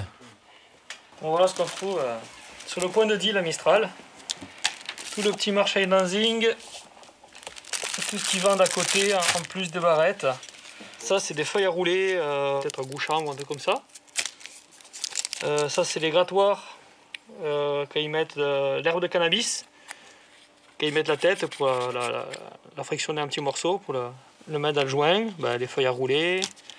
Et ça, c'est la petite plaquette qu'ils ont fait sur les produits, les tarifs, ce qu'ils proposent. Et ça marche très bien. C'est un des plus gros points de deal de Grenoble. Alors, il tourne autour de 15 000 euros. Ouais, entre 10 et 15 000 euros par mois. Hein. Non, par mois. Ah non, par jour, non, oui, parce que oui, on a déjà fait des interpellations où de la sacoche est déjà plus de 1 500 euros et c'était sur une vente de 1 à 2 heures. En France, le chiffre d'affaires du trafic de cannabis est estimé à plus de 5 millions d'euros par jour. Et à côté, là, c'est quoi sur la table? C'est le genre de talkie-walkie avec lequel il fonctionne. C'est-à-dire? C'est-à-dire, c'est des talkie-walkie qu'on trouve dans le commerce. Hein. Et ça leur sert à quoi, ces talkie-walkie? Ah non, c'est notre arrivée dans le quartier. Il y a une mise en place qui est faite le matin vers 9h30, 10h. Ils recrutent sur des réseaux comme Snapchat, des trucs comme ça. Ça arrive de Saint-Étienne. On a contrôlé des guetteurs de Saint-Étienne. Hier, c'était Annecy. Donc ça rayonne vachement pas mal autour. Ils auront le sandwich qui est offert. S'ils fument, ils ont une barrette de résine de cannabis qui est offerte pour la journée. Et ils sont responsables du talkie-walkie. S'ils se font confisquer le talkie-walkie ou qu'ils le perdent ou qu'ils le cassent, c'est imputé sur leur salaire. Les policiers ont bien du mal à déjouer la vigilance de ces guetteurs, payés aux alentours de 80 euros par jour. Ah, ça y est, ça gueule. Ça y est, on a annoncé. À pied, donc là, il fait son boulot. À portée de voix des vendeurs, ou sur des scooters, souvent volés, parfois sans casque. Quand ils pénètrent sur le point de deal, les policiers repèrent quand même 3 suspects qu'ils connaissent bien et qui s'éloignent doucement à leur vue. Monsieur, l'attestation, elle est où? Eh ben oui, viens me la montrer, pourquoi tu t'en vas? Ils seraient tous connus pour trafic. Laurent ne veut pas les lâcher. Qui glisse pour les récupérer, là. Tu vas te calmer, oui? Cette proximité quotidienne sur un même territoire se révèle parfois électrique. Allez, c'est un contrôle. Ouvrez la veste. Vas-y, vous vous dépêchez. Ouvrez la veste. Voilà, ouvrez la veste. Coran, il n'y a pas de Coran ici. J'ai rien sur moi. J'en ai rien à cirer. Tu ouvres ta veste et c'est tout. Tu ouvres ta veste et tu discutes pas. Allez, on fait ce qu'on a à faire et après, vas-y. Vous savez très bien que j'ai pas de... Bien sûr, et t'es tombé pour des bonbons en carambar aussi, non? Tu faites les fous, là. Tu recules. Voilà, vous faites les fous. Tu recules. Comment? Tu recules. Toujours que tu ramènes ta gueule, toi. Toujours. Parce qu'on me course, on me contrôle, j'ai rien sur moi. Alors pourquoi tu cours? Pourquoi tu cours? Je suis pas un gamin, moi. Mais tu fais comme les gamins. Tu fais comme les gamins, tu t'en vas. On me contrôle pas. Ah bah si on te contrôle. Voilà, je suis pas un gamin. Et si ça te plaît pas qu'on te contrôle, tu restes chez toi. Voilà. Tu veux faire le barbeau, c'est très bien. Le barbeau, ouais. Voilà. Bah, je crois que tu te rappelles pas de moi, alors. Voilà. Mais tu te rappelles de quoi? T'as fait quoi, toi? Moi, je me suis jamais écrasé devant toi et je m'écraserai jamais devant toi. Et ça te fait chier, ça. T'as fait quoi, toi? Ça t'emmerde que je ne m'écrase pas la gueule devant toi, hein? Qu'est-ce qu'il y a? Et alors, que ça va changer? Quoi qu'il en soit, je te tiendrai toujours la gueule. Ça pèse le nom, c'est comme ça. Et alors? Voilà, sinon je tiendrai pas tête, je te le dis. Pourquoi? C'est quoi, des menaces? C'est pas des menaces. C'est des menaces, ça? Je te dis que je Tu menaces? Tu me menaces? Alors maintenant tu redescends et tu laisses mon collègue finir la palpation. On finit ce qu'on a fait. Il m'a palpé là, il y avait rien. Et la dernière fois quand les collègues t'ont ramené, que t'avais des cocottes dans les couilles, hein? Non, tu veux que je te le rappelle? C'était il y a 2 ans. Non, c'est pas il y a 2 ans. C'était il y a 6 mois, rappelle-toi. C'était il y a 2 ans. Ah ben voilà. Ouais. Sur les billets, compte-les devant moi. Ouais. tiens, il y a 700 euros, je travaille. Il y a quoi? Ah, bien sûr, oui. 20, 40, 60, 80... 700 € en espèces, pas assez pour engager des poursuites pour non-justification de ressources. Juste à côté, un autre homme reproche à un jeune policier d'avoir sorti sa bombe lacrymogène. Arrête. Arrête. C'est avec moi que tu parles.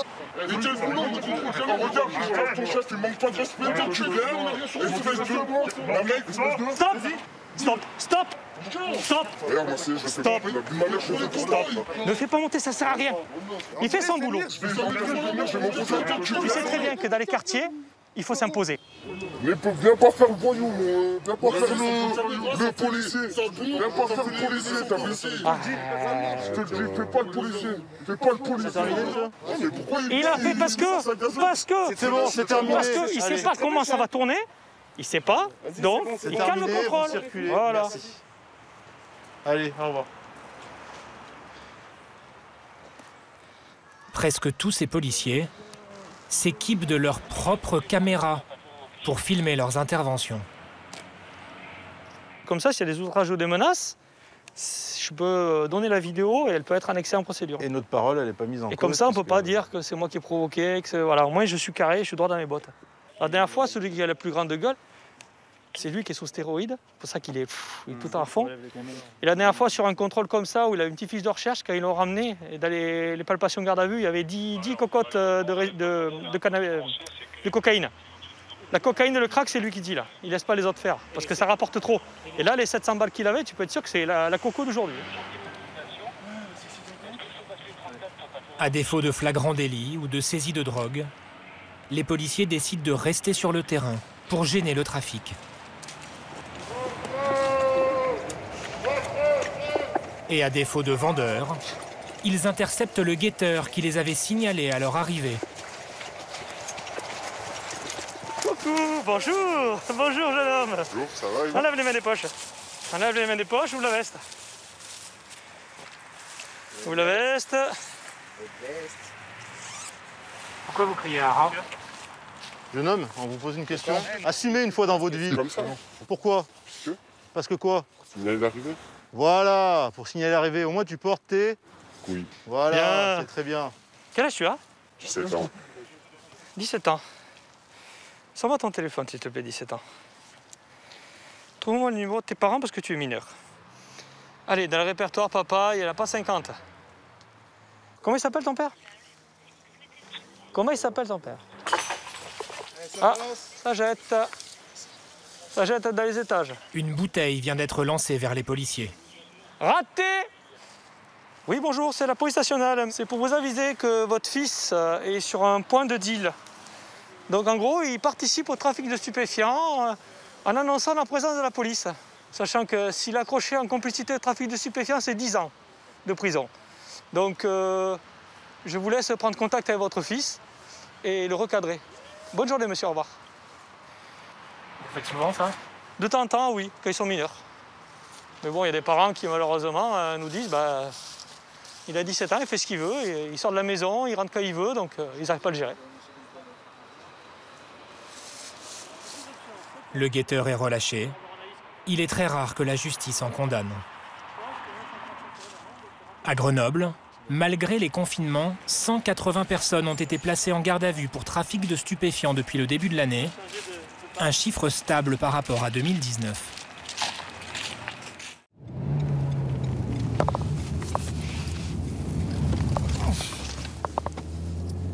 Ouais, 762, bravo, rue Beauvirable. Cyril, major de police, et Johnny, adjoint de sécurité, viennent d'être appelés en renfort sur un différend familial. Un homme aurait frappé sa femme. Apparemment, j'ai pas le droit de te parler. Ça va me bousculer en fait. Arrivé quelques minutes auparavant, une première patrouille de police a mis à l'écart le compagnon violent. Vous taisez. Vous n'êtes pas tout seul ici, je vous ai dit. Tu veux me plaquer à même le sol? Vous taisez, monsieur. Je vais me taire. Vous taisez. Mais au bout d'un moment, c'est ma femme. Là, vous criez dans le combat. Toi, tu vas rentrer chez toi, je vais niquer ta femme. Il y a des personnes qui dorment ici, d'accord? La victime, une jeune femme de 27 ans, maman d'un petit garçon de 4 ans, né d'une première union. Ivre, son compagnon a complètement saccagé l'appartement. Il l'aurait ensuite giflé. C'est la chambre de l'enfant. Il a tout pété. La télévision a été arrachée du mur. Alerté par le bruit, c'est un voisin qui a composé le 17, le numéro police secours. C'est la première fois que ça arrive, ça? Il a bu où, madame? Toute la soirée, il a bu d'un seul coup D'un seul coup, il a bu. il y a eu un mot plus au club ou... Non, on était tranquillement en train de préparer la chambre. Et d'habitude, il est comment?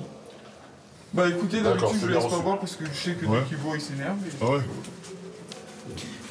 Ça fait combien de temps que vous êtes ensemble? 6 mois. 6 mois?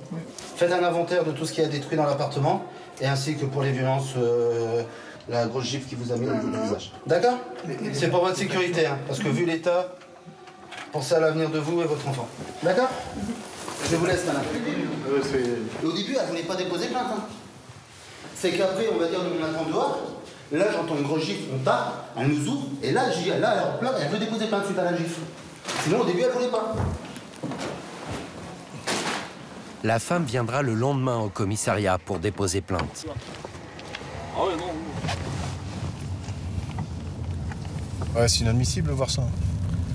Là, de foutre tout en l'air, c'est la vie d'un gamin, sa chambre. Tout est broyé, c'est... sans déconner. L'homme passera la nuit en garde à vue au commissariat central d'Amiens. Alerté par téléphone, le magistrat de permanence l'a immédiatement condamné à payer les réparations et à suivre un stage de sensibilisation aux violences faites aux femmes. L'homme sera également convoqué le mois suivant au tribunal correctionnel. En France, le 17, le numéro d'appel d'urgence de la police est composé 8 millions de fois chaque année. Police secours Amiens. À Amiens, les appels des personnes en détresse, 67 000 par an, sont reçus dans cette salle de commandement. Oui, secours. J'ai pas osé sortir parce que comme il est bourré, je me suis dit si je sors, ça va faire des histoires. Pour moi, ils sont en train de discuter ou je sais pas qu'est-ce qu'ils cassent dans la maison, il y a des meubles. Les équipes de police secours sont toujours les premières dépêchées sur le terrain. 15 000 policiers en France qui ne savent jamais ce qui les attend. C'est-à-dire, ça va pas? 21h, le major Cyril, 52 ans, dont 26 dans la police, prend son service pour 8 heures de patrouille. Une plongée dans l'inconnu de la violence nocturne. Il est important pour vous, ce gilet? Oui. Au vu de ce qui se passe aujourd'hui, avec ce qui s'est passé, de la délinquance qui a évolué, c'est nécessaire. À Amiens, Cyril n'a jamais essuyé de coups de feu. Dans cette ville, préfecture du département de la Somme, une intervention sur 2 est liée à l'alcool. De toute façon, on va intervenir à 3. Ouais. Les agents de police secours ne travaillent pas sur de longues enquêtes. Ouais, t'as une 80 de Bravo sur place. Ce sont un peu les urgentistes de la police. Leur mission première, rétablir le calme quand les situations dégénèrent. Qu'est-ce qui se passe? Cette dame en rouge vient d'appeler les policiers. Mais là, il faut arrêter de... Elle n'arrive pas à se débarrasser d'invités fortement alcoolisés et violents. Pourquoi vous recevez tous ces gens-là ici? Parce que bon... Il n'y a pas un bout de sopalin pour... Le ton est monté lors de la soirée. L'une des personnes s'est blessée à la main. Ouais, vous voulez qu'on appelle les pompiers? Non. Bon, là, je vous explique, il est 11h moins le quart. Là, il y a encore plein de bières sur la table, il faut s'arrêter. Hein. Qu'à des gars, moi, je ne veux pas la boire. Moi, je l'ai vu avec mon compagnon, c'est tout. 25. C'est des gars, c'est tout pas. Terminé. C'est quoi votre nom, monsieur? Et votre adresse actuelle, c'est quoi? Vous dormez où? SDF. Je sais pas, il la trouve pas. L'un des hommes refuse de communiquer son identité. Monsieur, donnez votre identité oralement, c'est tout. Non mais là, depuis tout à l'heure, on vous dit de vous donner votre identité. Je vais pas vous la donner, je vais vous la donner. Ouais, vous la donnez alors. Vous la donnez tout de suite. Bah oui, mais qu'est-ce que ça me coûte de pas vous la donner? L'homme cède. Les policiers vont très vite découvrir pourquoi ils ont eu tant de mal à obtenir son nom. Né le 6 juin. À l'écart, L'un d'eux transmet au commissariat central les identités des personnes sur place. Vous confirmez, vous êtes en écoute discrète? Ouais, affirmatif. L'homme récalcitrant est bien connu des services. C'est dangereux, l'interdiction de porter des armes. Donc de plus en plus, de manière plus importante, c'est la fiche. L'individu est surveillé pour atteinte à la sûreté de l'État. Donc, il faut obtenir des renseignements sur cette personne. Ouais, c'est bien reçu. Renseignements de quel type? Notamment des résidences et des personnes avec qui se trouvent ce soir. Ouais, c'est bien reçu. Et on y va. Sans faire état de ce qu'ils viennent d'apprendre, les policiers fouillent l'homme. Portefeuille. C'est quoi, la poche avant? Dans la poche avant, t'as un autre téléphone? Ouais, le téléphone. Ouais, un téléphone. Par contre, ça, je sais pas ce que c'est. Bon, là, vous me levez ou quoi? On vous embarque pas, monsieur. Là, vous repartez, vous rentrez chez vous. Vous demandez le permis de conduire aussi. Pas d'armes sur lui. Ce soir, les policiers n'ont rien à lui reprocher. Ça marche. C'est bon, monsieur. Ça, c'est à moi. Allez, reprenez vos affaires, vous quittez les lieux. Et on revient pas. Il y a 20 000 fichiers S en France.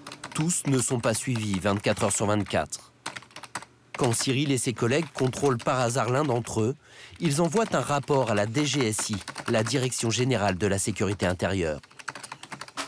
Comme c'est des gens qui bougent beaucoup, comme ça on les a repérés, on sait qu'aujourd'hui, l'individu était à Amiens à tel endroit. Donc ils vont pouvoir faire des regroupements et peut-être resserrer au niveau pour la surveillance. Pour protéger les 170 000 habitants de l'agglomération d'Amiens, la nuit, il n'y a que 2 équipes de 3 policiers. Dame âgée d'environ 60-70 ans. Donc, elle est ivre et elle refuse de quitter donc le restaurant qui doit fermer. Ouais, c'est reçu. La nuit exacerbe les angoisses des personnes fragilisées. Les policiers se retrouvent en première ligne face à la détresse psychologique. Tout ça pour la dame? Carrément aller derrière... C'est cette salariée du restaurant qui a appelé le 17, désemparée face au comportement d'une cliente. Je sais pas, madame a consommé quand même pas mal d'alcool, mais elle a été vraiment hystérique, hein, à nous pousser. Bonsoir madame. Bonsoir madame. Bonjour monsieur, vous êtes de la police, oui. Bienvenue, bonjour. Bonjour madame. Vous donnez pas la main peut-être? Devant Cyril, cette institutrice à la retraite de 77 ans semble être moins agressive. Elle souhaite reprendre sa voiture pour rentrer chez elle. Mais là le problème c'est que vous êtes en état d'ivresse donc vous ne pouvez pas rester sur vos publics. Si madame. Vous l'avez pas prouvé. La laine me suffit.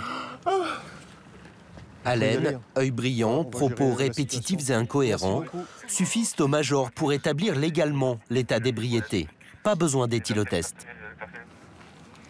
Vous habitez où? Ici. Madame, c'est bon. Présentez votre pièce d'identité s'il vous plaît. Mais c'est un con celui-là. Madame, c'est bon. Ah non, non, non. Madame? Ah non. Non, mais je vais dire qu'il est bête. Vous respectez mon collègue? Oui, je le respecte. Bonsoir, comme elle est seule, ivre sur la voie publique, elle est selon la loi sous la responsabilité des policiers. Ils doivent donc l'emmener au commissariat. Madame, maintenant c'est terminé, on va y aller. Bonsoir. Bon madame, à 7 ans. Madame, la pièce de théâtre c'est terminé. S'il vous plaît, vous allez venir, pas. moi je vous dis, vous allez venir, c'est tout, c'est comme ça. Non, vous n'allez pas me toucher. Allez, on y va. Allez, c'est bon. Ça suffit. On a autre chose à faire. On vous l'avait dit. Alors. Non, allons. Non, mais c'est pas possible ça. Allez, madame. Vous étiez con. Madame. Monsieur, madame. s'il vous plaît, montez dans le véhicule. Oui, allez, monsieur. Mais ils ont pas faire ça. C'est pas possible ça. Elle est trop alcoolisée et c'est ce qui donne son comportement complètement hystérique. Alors, quoi qu'il arrive, on a fait du social, là, elle ne veut pas comprendre, on ne peut pas la laisser ici. Donc elle vient avec nous au central.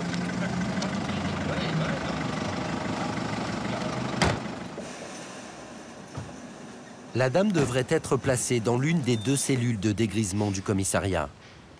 Mais au cours de la conversation, les policiers apprennent l'origine de son mal-être. Votre autre garçon, il habite pas Il est ici. mort, mon fils. Désolé. Le premier s'est suicidé, monsieur. Désolé. À l'âge de 18 ans. Si vous êtes quelqu'un de respectable, vous ne pouvez pas rester ici. C'est pas votre place ici au commissariat. Je pense qu'après avoir parlé avec elle, elle souffre de solitude et donc parce qu'elle n'est pas du tout méchante. Donc on va essayer de trouver une solution humainement de ne pas la mettre en dégrisement. Les policiers ont choisi de ne pas lui infliger les 150 € de contravention encourus pour ivresse sur la voie publique. Le major voudrait que l'un de ses proches vienne la chercher. Aidez-nous un peu. Je pense qu'à bord, vous ne pouvez plus seul. Vous connaissez bien quelqu'un? Il y a bien quelqu'un qui peut venir vous chercher. Vous n'avez pas un ami qui peut venir vous récupérer, madame? Ah, madame. Je suis irrécupérable. Je suis avec vous, je suis bien. La dame a 2 autres enfants. Sur Internet, les policiers trouvent les coordonnées de son fils. C'est le commissariat de police. C'est au sujet de votre maman. Bon, rien de bien grave. Il viendra la chercher 2 heures plus tard. Votre maman, rappelez-nous au 03 22 71 53. Policier la nuit est synonyme de vie décalée. Ici, le dîner a lieu à 3 heures du matin. Le major a intégré Police Secours en 2003, après 10 ans de bac en région parisienne et dans la Somme. Un poste moins spécialisé, mais beaucoup plus varié. Il gagne 2 800 € par mois, plus 3 € de prime par nuit. Il travaille de 21 h à 5 h, 4 jours de suite, puis 2 jours de repos. Si on se lève de bonne heure vers 12h, 12h30, et on a toute l'après-midi pour pouvoir profiter. Dans diverses choses, aussi bien aller faire des courses, s'occuper des enfants ou faire du bricolage. Comme lui, les effectifs de nuit sont tous des volontaires. Les policiers d'Amiens effectuent en moyenne une dizaine d'interventions par nuit. Des infractions routières, on s'en s'interdit. Carrément. Comme cette voiture, mais là, c'est la fête du slip. Là. Qui débouche d'une rue en sens interdit. Vous avez consommé d'alcool? 2 bières. Stop. Vous êtes positif, monsieur? Qu'est-ce qui s'est passé, là? Ici, l'interpellation d'un homme qui tentait de voler une voiture. Ah ouais. Cette autre fois, là, on fait plus de bricolage. Hein. Le major raisonne un père malade d'Alzheimer. Celui-ci n'a pas reconnu son fils et le menaçait d'un marteau. Ça, faut mettre des... Le problème, c'est que là, il va falloir mettre des canaux partout et tout, avec la maladie comme ça. Hein. Vas-y, je voulais mettre une tirelire ici dans cette porte-là. Ah oui, par exemple, c'est une bonne idée. Bon, allez, bonne soirée, au revoir. Au revoir. Trouver des solutions. Trouver les mots aussi, pour protéger les victimes qui ont peur de porter plainte. Ce soir, un nouveau cas de violence conjugale. Vous avez pas envoyé un message? Cette jeune femme de 30 ans est terrorisée par son mari qui l'aurait menacée de mort. Ok. Bon bah... Écoute-moi, pour l'instant je parle... Vous êtes violent? Non. Non? Jamais. Suite à ces cris, un voisin a appelé les secours. Cette mère de 5 enfants, enceinte du 6e, est sous le choc. Ses enfants ont assisté à la scène. Après, il a dit à ma mère, il a dit à ma mère, ta mère. Il a répété plusieurs fois qu'il allait vous tuer. Qu'il allait tuer aussi madame. C'est ça? Des menaces de mort, c'est tous les jours. C'est pas tous les jours, mais... C'est pas tous les jours, mais c'est presque tout le temps, en fait. C'est fréquent. C'est presque tout le temps. Bon. Nous c'est juste... Pour l'instant, la jeune femme ne souhaite pas donner de suite judiciaire. Je peux vous voir 2 minutes? Venez. En France, 2 tiers des victimes de violences conjugales ne déposent pas plainte. Vous ne pouvez pas tolérer ça, vous comprenez? Donc à un moment, c'est tout, quoi. Faut arrêter de... Là, vous avez vu dans les talks, il faut arrêter d'être terrorisé, là. Là, vous en deviendrez, vous savez quoi? Comment ça va finir? Vous en deviendrez son esclave, madame. Là, après, nous, on va quitter les pompiers également. Après, ça peut recommencer. Mais vous n'allez pas m'embarquer quand même? Pour la nuit, si. Ça vous calmera pour la nuit, il n'y aura pas de problème. Même sans plainte, les policiers peuvent décider de placer l'homme en garde à vue. La jeune femme l'a épousé il y a 3 mois, après 1 an et demi de vie commune. Son précédent mari, également violent, la battait et la séquestrait. Aujourd'hui, c'est à nouveau la spirale de l'emprise mentale. Venez, là, il est parti, venez, on va se mettre dans la salle. Là. Et le frère, il est où, le frère? Ah, d'accord. Cyril alerte aussi le frère de la victime sur son état, afin que ce dernier l'incite à aller au commissariat. Elle était complètement terrorisée, là. Oui, bah oui. Là, lui, il a pris son cerveau, il l'a mis dans la tête de madame, c'est tout, elle ne peut plus rien faire. Elle est complètement soumise. Tout à fait. Demain, il faut la prendre par la main, parce que là, je ne sais pas si tout seul, elle aura le courage. Tout seul, j'arriverai pas. Voilà. Je vais aller avec toi. Tu fais pas de conneries, on va lui porter plainte, et je vais aller avec toi. Son mari, qui depuis a quitté le domicile conjugal, est convoqué au tribunal dans quelques jours. Parce qu'il n'a pas porté de coups ce soir-là, il risque au maximum 45 000 € d'amende et 3 ans d'emprisonnement.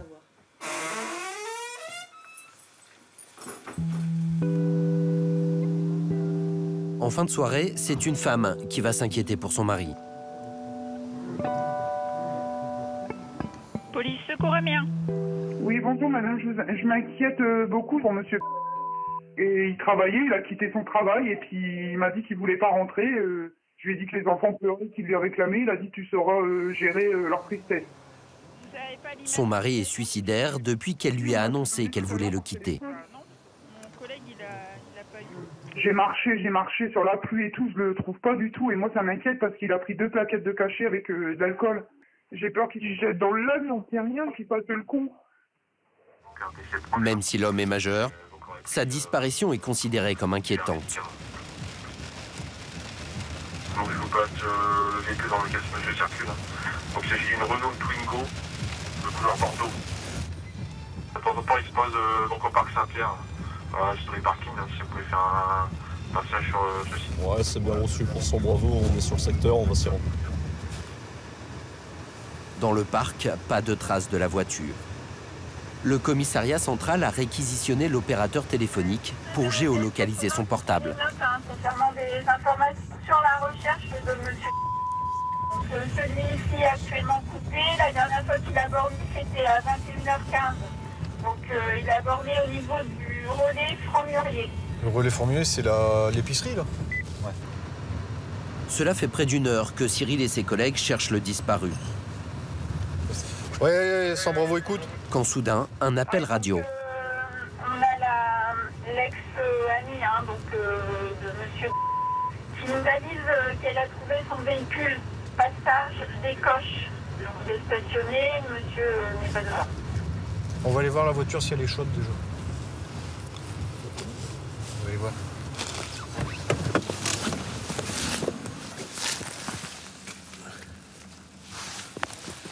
Le moteur est froid. À mon avis, ça doit être un bout de temps qui doit être là. Ouais, puis là, t'as vu, il y a des cachets dans le truc, il a dû prendre des cachetons. Là. À mon avis, c'est les antidépresseurs, ça. Et dans le secteur, ici, il connaît du monde? Ah oui, il connaît tous les gens ici. Ah ouais, d'accord. Sur place, l'épouse inquiète tente désespérément de joindre son mari. Monsieur, il a crié, 2 minutes après, j'ai reçu un message de lui. Il a coupé le portable, là? Ouais. C'est un messagerie directe? Messagerie directe. De toute façon, on va pas pouvoir... T'as pas touché pas. Les policiers se dirigent vers la seule maison encore allumée.